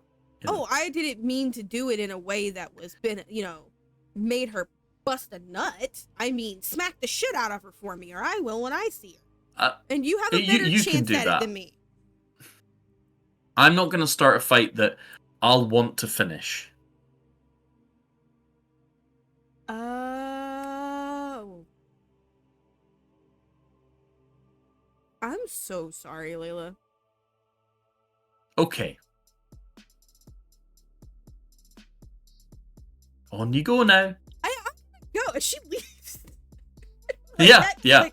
Before it gets more awkward. Yeah. Yeah, it's pretty awkward. Yeah. And eventually you head to see Mercurio. On night 3. Yeah, because night 2 is just happened where you got the clothes. Night 3 is where you go up and see Mercurio. Meanwhile, Casimir and Franklin are still playing video games. They fell asleep, woke up, continued playing, ate snacks. It's all good. Like brothers, it's so cute. Oh yeah, instantly like Street Fighter It's Bond. neck and neck. We're 99. Yeah, and for some reason he's really good with the E-Honda. You have no idea how. Oh, unsurprisingly. got introduced. It's so cute. He needed a bro. Yeah. So, that evening, you turn up at Mercurio's little glass house, and he is sat up on the edge of the bed, dressed in his golden joggers, golden shoes, and his jacket, looking not fully healed, but healed enough to be up and around. He's still got some sunburn across the other side of his face, and he catches sight of you, and it's a mixed expression. It's a mixed expression as you walk in.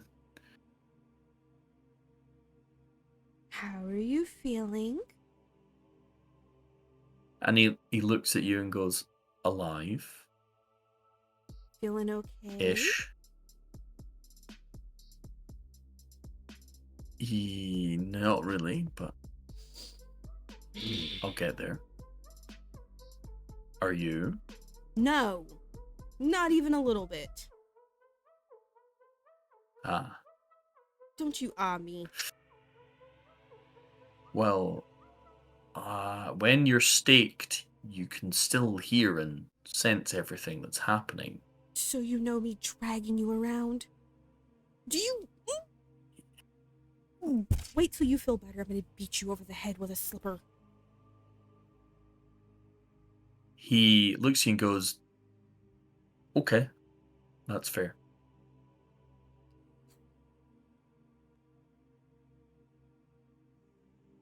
Drive me crazy. Not in the good way. I was going to say hopefully in a good way, but no, you not answered in a that good already. way.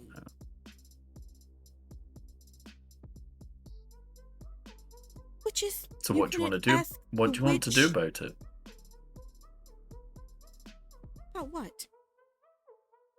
About me driving you crazy in a bad way? It's a relationship, Mercurio. It's gonna happen. What do you expect me to do? Tell you to go fuck yourself now? I mean, that would feel like a classic Clarabelle move, but not in a permanent way. No, I'm not gonna tell you to go fuck yourself. I want to beat you over the head with anything I can pick up. You gave me a heart attack. I didn't even know I could have those.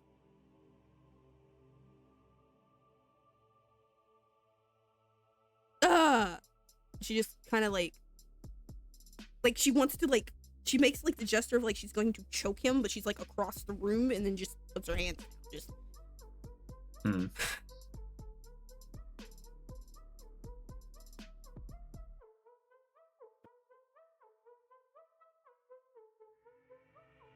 Could I have my knife back?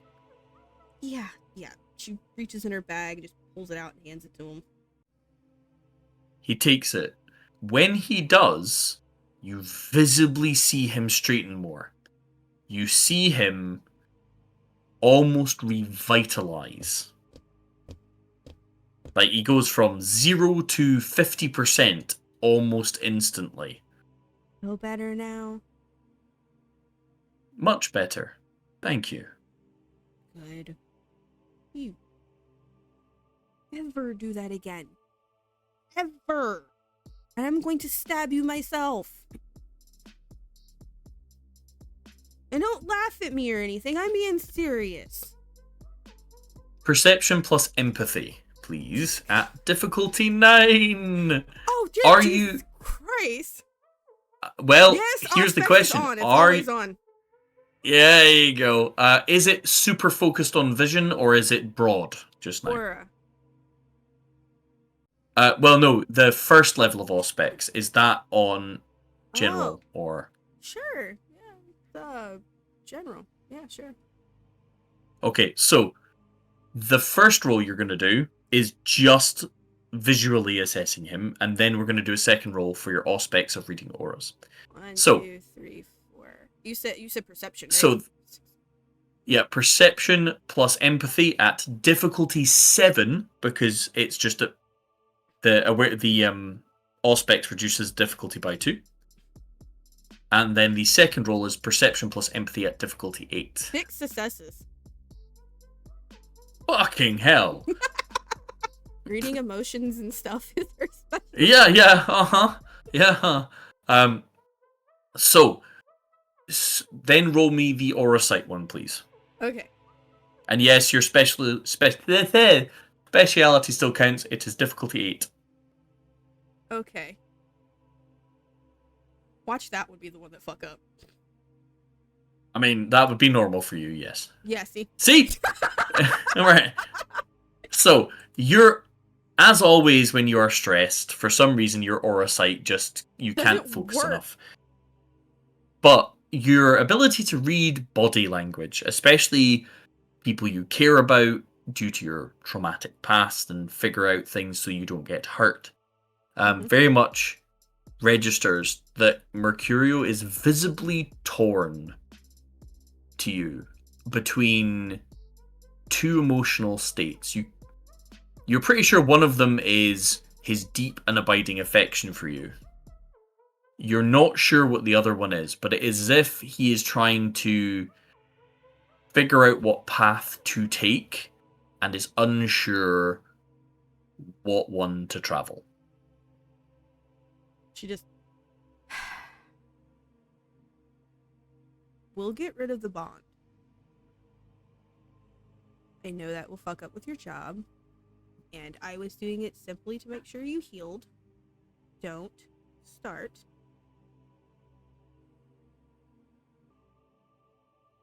I don't have anything else. We'll just get rid of it.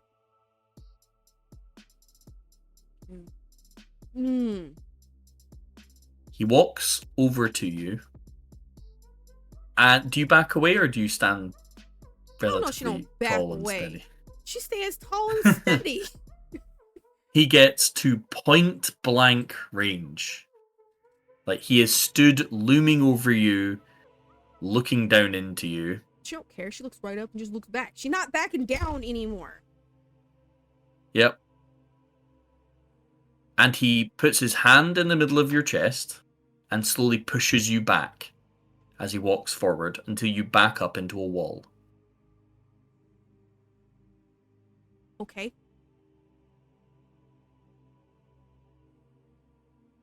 And then we're going to fade to black.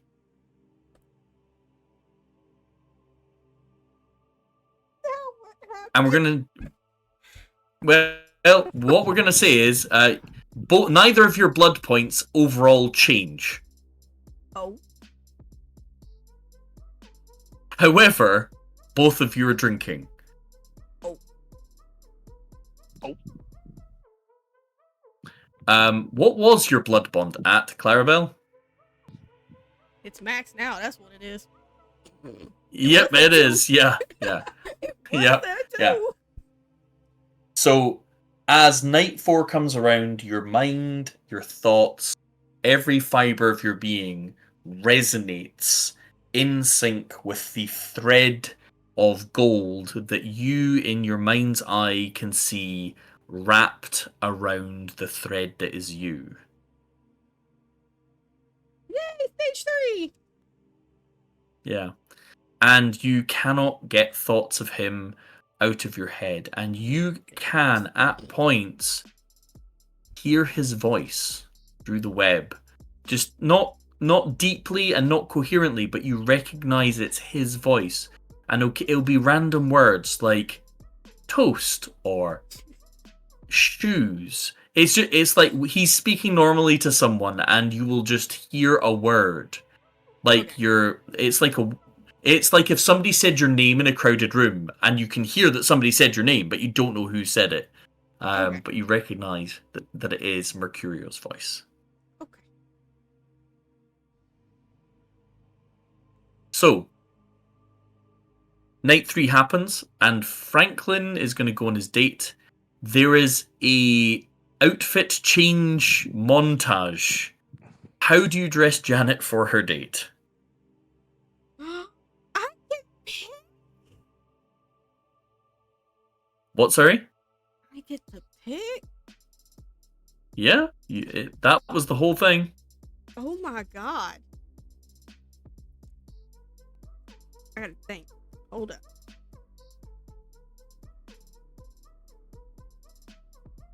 Casimir, while Clarabelle is thinking, are you going to give Franklin any advice for his date? I mean, Given you are a doctor. I'm a doctor, but I'm not as touchy-feely. Let's see. What could I tell our boy I was Franklin? more thinking Alright, in the how to avoid broken bones. so that's what I was about to say. So I yeah. turn to young, in comparison to me, Franklin, probably vibrating, just so excited, knowing that he feels the exact... Well, I'm burning with jealousy. He is incredibly excited. And I tell him, just remember, Franklin, you gotta be respectful, be polite, yes please, yes ma'am, no thank you.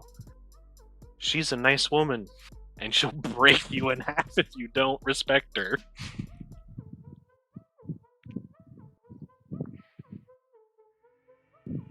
Okay. So Franklin listens to that advice, and neither of you are there when the date happens. But I am going to roll a dice to see if some dice to see if Franklin survives. So, come on, Franklin. Come You on, cannot Frank! introduce me to Franklin and then kill him.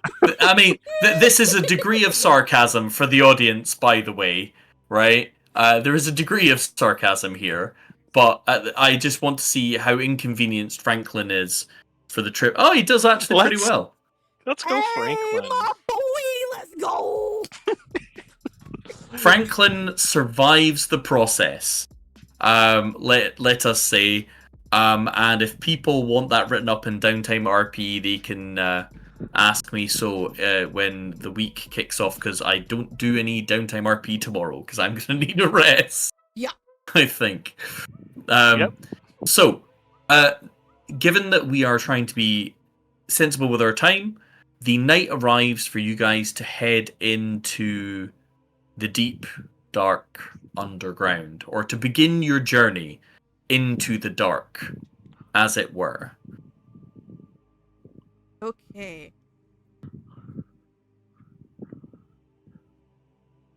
Are you going to take the slow route and end up below ground when you have to sleep?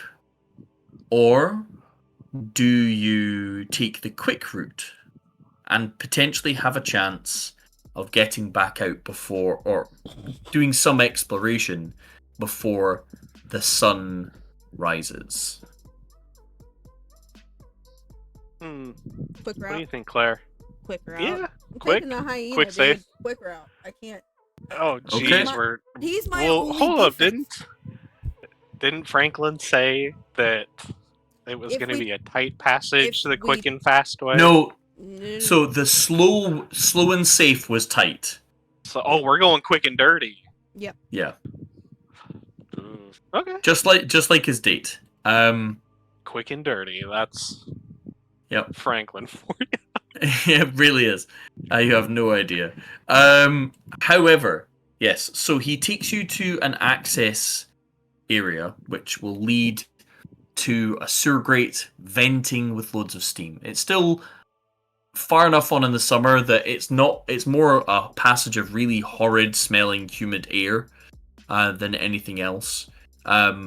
Cadaver is not particularly best pleased by it, but he will cope with his enhanced sense of smell. Clarabelle, the stench to your enhanced senses is so horrifying. Yeah. I was going to say, so are you turning off your all specs enhanced senses entirely, or are you concentrating them on vision instead? Concentrating them strictly on vision. Okay, that's fine. Super focus on vision. So as you descend into the darkness, you note that Franklin has no torch. What he has is soft LEDs that are very like warm glow kind of vibes on a little handheld disc. It's basically one of those stick-on battery-powered lamps you would use in like a library kind of thing to illuminate some books or ornaments. And he's using that to navigate. And he is leading you. You can all make perception plus survival rolls, please, at difficulty 7.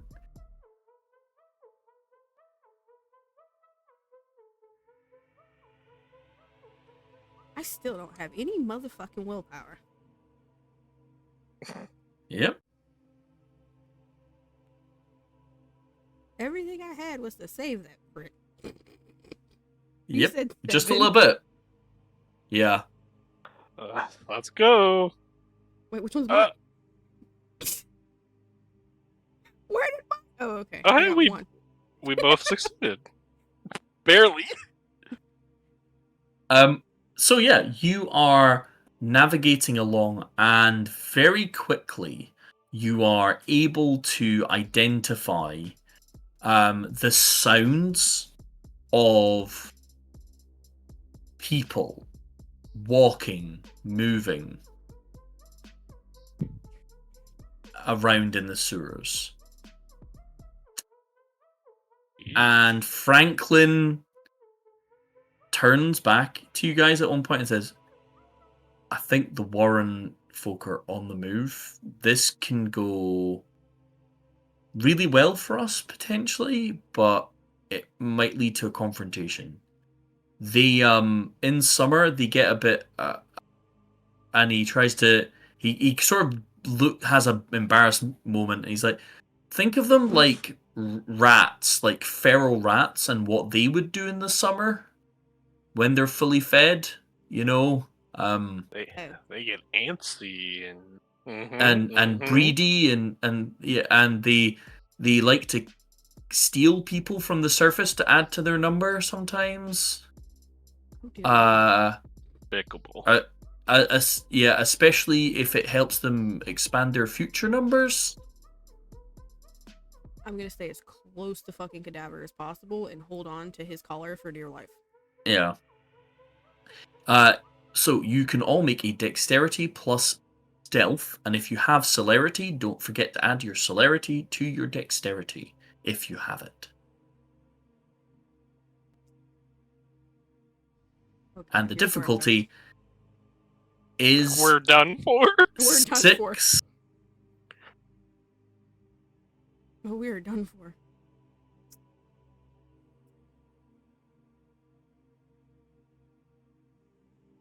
How the fuck? Impressive. And expected. Don't worry, Casimir's got you. So Franklin goes instantly silent. If you weren't physically walking behind him and he wasn't holding the soft glow light behind his back so you guys could see his back and follow him, you wouldn't even see him. He just seems to blend in. And he's not even using powers. He's just naturally skilled at blending into the dark. And as you two follow along, Casimir, you're all kind of shuffling through things, stepping over stuff. Casimir reaches out to steady himself on a big iron pipe, and it's so rusted through that when you go to lean on it to step over something, it just goes bang, and it's about a foot wide pipe, so it falls down, shatters, makes bong kind of noises, and Franklin freezes. I'm assuming Clarabelle freezes by reaction. Absolutely freeze. And in the distance, you hear a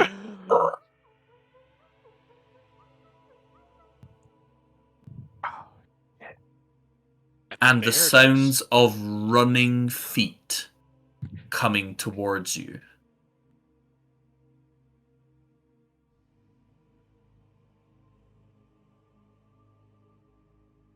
Franklin, what do we do?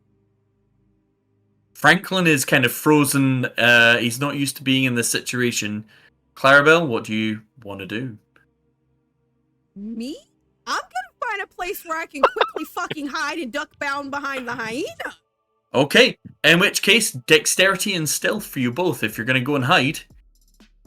Yeah, let's try and hide. I'm not just gonna stand there. I mean, you might have. You're the one with dominate. Hey. Yeah, I'm gonna stand there. Okay. Casimir, are you gonna hide? I'll stick with Claire. When you say stick with, I'm getting the vibe of I carefully stand behind Claire. I'm gonna stand behind Claire, behind Cadaver, off to the side. Yeah, like I'm not really with them kind of I'm not vibe. hiding, but I'm not exactly out in the open. Yeah. Franklin vanishes. It's okay. Is the area dark now, since he takes the lights with him? Well, that's the weird thing. The light is lying there on the floor next to Clarabelle, and Clarabelle, you can still see Franklin. He stood right there against the wall. Okay, I get it. I get what he's doing. Got it. Yeah. But as far as Casimir's aware, Franklin just vanished. Like, blink, gone. Yeah. And moments later, a dark mass of bodies, limbs, you're not sure, hoves into view round the corner, all made of shadows and glimpses of skin tones by soft reflections, until very suddenly the feet and the small horde of people skitter to a stop just at the edge of the warm glow of the light, looking at you both and the hyena. And a figure sort of gently shuffles into view with his hand up to shield his eyes from the light, or down just below his eye level to shield him from the dropped light. With a long grey beard that's matted, long grey hair, but his body looks like knotted and roped muscle. He looks incredibly, like, creepily toned in the sort of brutalist survival island kind of vibe. He's got missing teeth.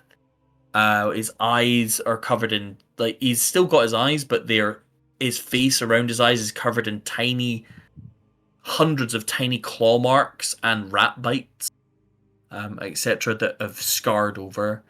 And he stares at you both and seems to pause and wait.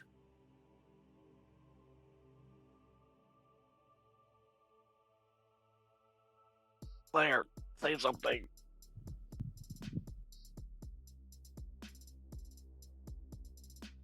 Hold on. I'm looking. For once, I'm a little caught off guard, which is really weird.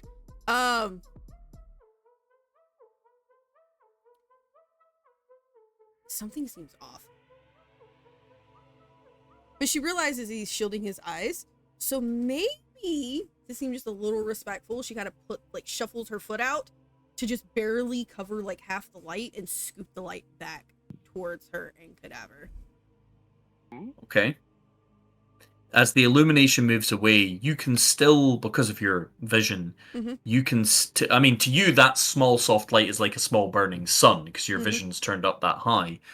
You can still make out his features. He does seem more relaxed, with the light being a bit out of his direct line of sight. And he stands there. She goes, "Sorry. My friend here is clumsy." Sorry about that. And his voice, it's like almost creaking and ancient. And he goes, You cut out. Oh, can you hear me? Yes. He goes, "Strangers, why are you here?" Sorry, I'm honestly looking for something. And somebody said this was the best way to go, and I didn't want to disturb you guys, so I was being quiet, but Bonehead here, and she gestures back towards Casimir, but she's keeping her voice very low, like on purpose. Like, she's realizing if there's light sensitivity, they might have heightened senses, so she's speaking really low, but if I speak that low, my mic won't pick me up. This Bonehead here caused the sound, I'm sorry. Awkwardly shuffling up next to Claire. The old man. Out Yeah. Don't you come near me. Yeah. The old man sort of moves, and as he moves, you can very much see he moves with a unearthly grace. Like, that is creepy. He moves like a natural predator kind of vibe. And he goes, "Bring the dead?" Do I bring the dead? Yes. Shadow. Dead. Shadow dead. Like a ghost or a spirit. And he points over your shoulder. Oh, yes. She's my guide. And she kind of nods. Should I send her away? No, you command dead. Me? No. More like friendship. She helps me, I help her. You dead. Sort of. Are you? And he hisses, and they all, like, literally like a rat, and they all shuffle backwards, like a sense of fear goes amongst them. And he goes, hunters. No, no hunter, no hunter.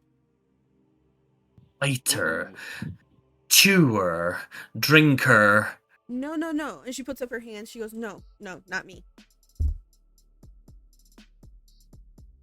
I don't know. I don't bite. Shut up, yes.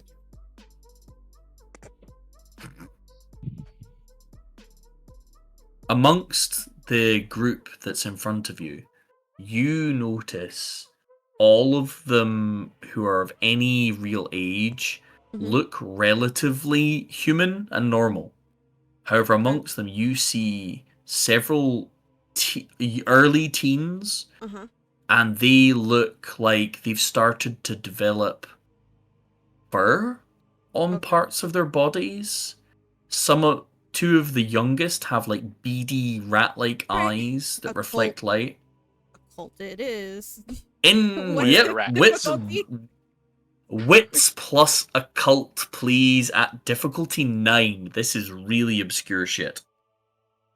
Oh no. Okay. Let's go, my occultist guide. Well. Every single one. You are incredibly certain you know what this is.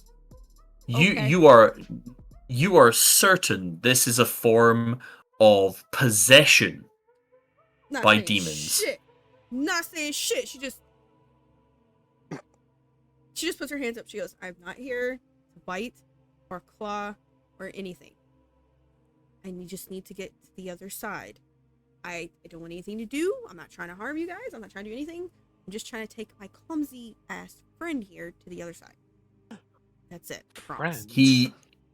The one that seems like a leader shuffles forward again and looks at you with really piercing eyes and says, "Make deal."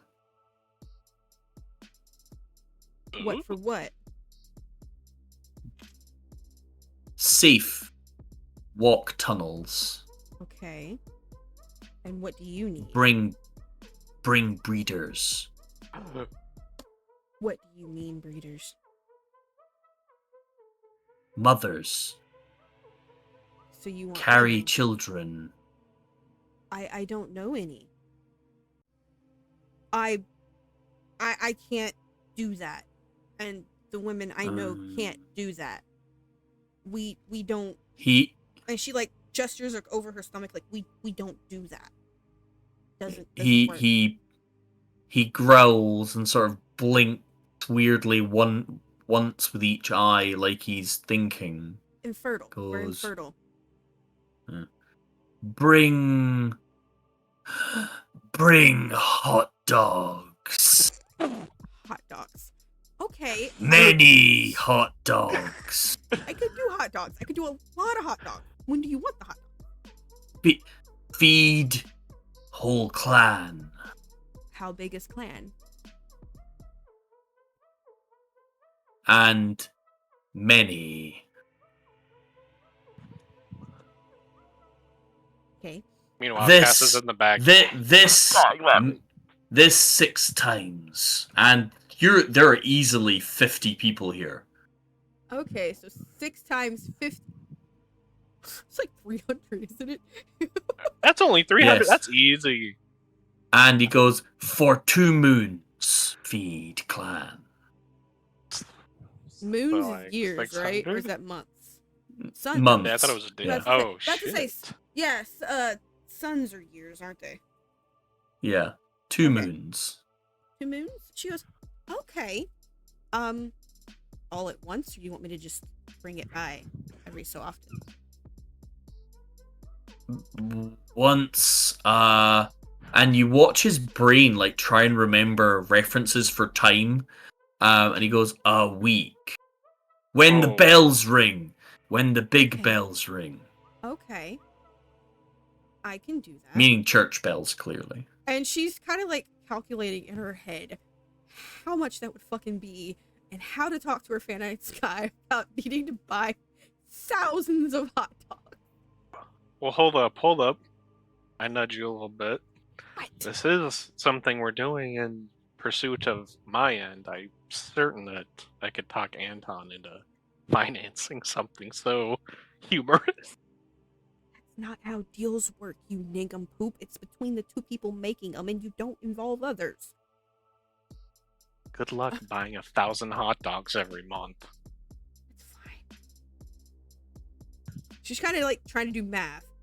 If it's 2 hot dogs per person 3 times a day. Hold on. She's going to do this math. How many fucking hot dogs does she need? 3 times a day? I thought it was 300 a week. No. Well, No, it's per day, delivered once a week. Yeah. Yeah. It's 2 hot dogs per person 3 times a day for a meal because he wants And it. there's It's 12,600 hot dogs a week. Did you already Okay. do this math? Yeah, well, like I'm doing that math right now. No, it's 1,260 hot dogs a week. Didn't he say No. 1,260? Oh, So times if it's 300. 2 Hold hot... on. Yep, got you. Yeah. Okay. Holy shit. 2 hot dogs times 3, so 3 times a day, right? Times Yeah. 7 days a week, right? Mhm. Times 300, Got it. Okay, I did it wrong. yeah? Got it. 12,600. Buy a 24 pack. Need 524 So pack. And those are only $6. God damn. She's spending $3,181 a week. She's spending what the store makes. Oh. Yeah. Actually, For 2 months, your just store under. is not going to make no money. Your store is basically going to go make no money because it's going to walk out the till, straight down to the nearest Quickie Mart, and I buy guess it's it a good all thing the you're hot renting dogs. out the basement. Yep, definitely got to rent out the basement for $3,181. Which is funny because Casimir has no money. So, Bro, better get a job. yeah. Another job. Another job, yeah. So, do you make the deal? Yeah, she'll make the deal. He shuffles over to you and holds out his hand. Mhm. Now, make a intelligence plus animal handling roll.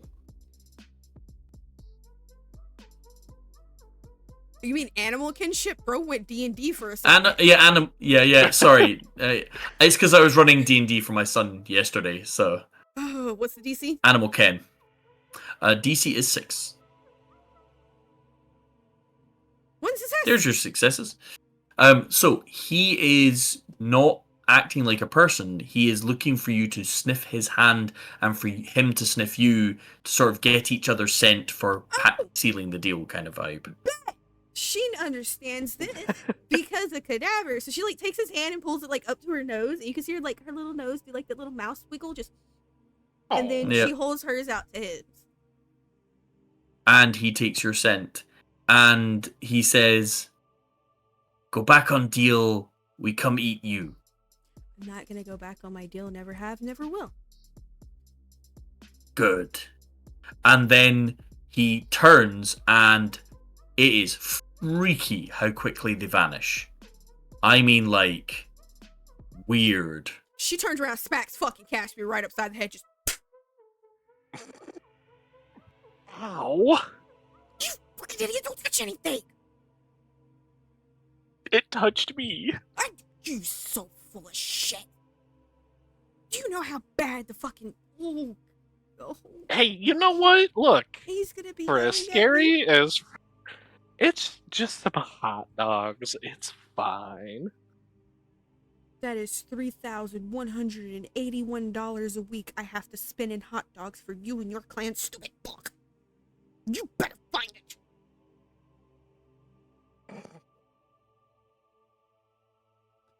So, Franklin reappears, and given the time that you guys have spent till now, he suggests that with your explorations, it'll speed up the next journey you undertake to come back underground, Mhm.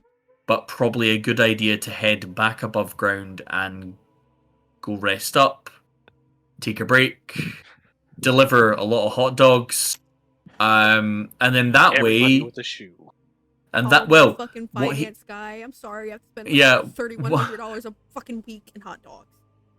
Mr. Hottie's gonna and Franklin says, the good thing is they're the only thing to worry about in this section of sewer because they've killed and eaten everything else.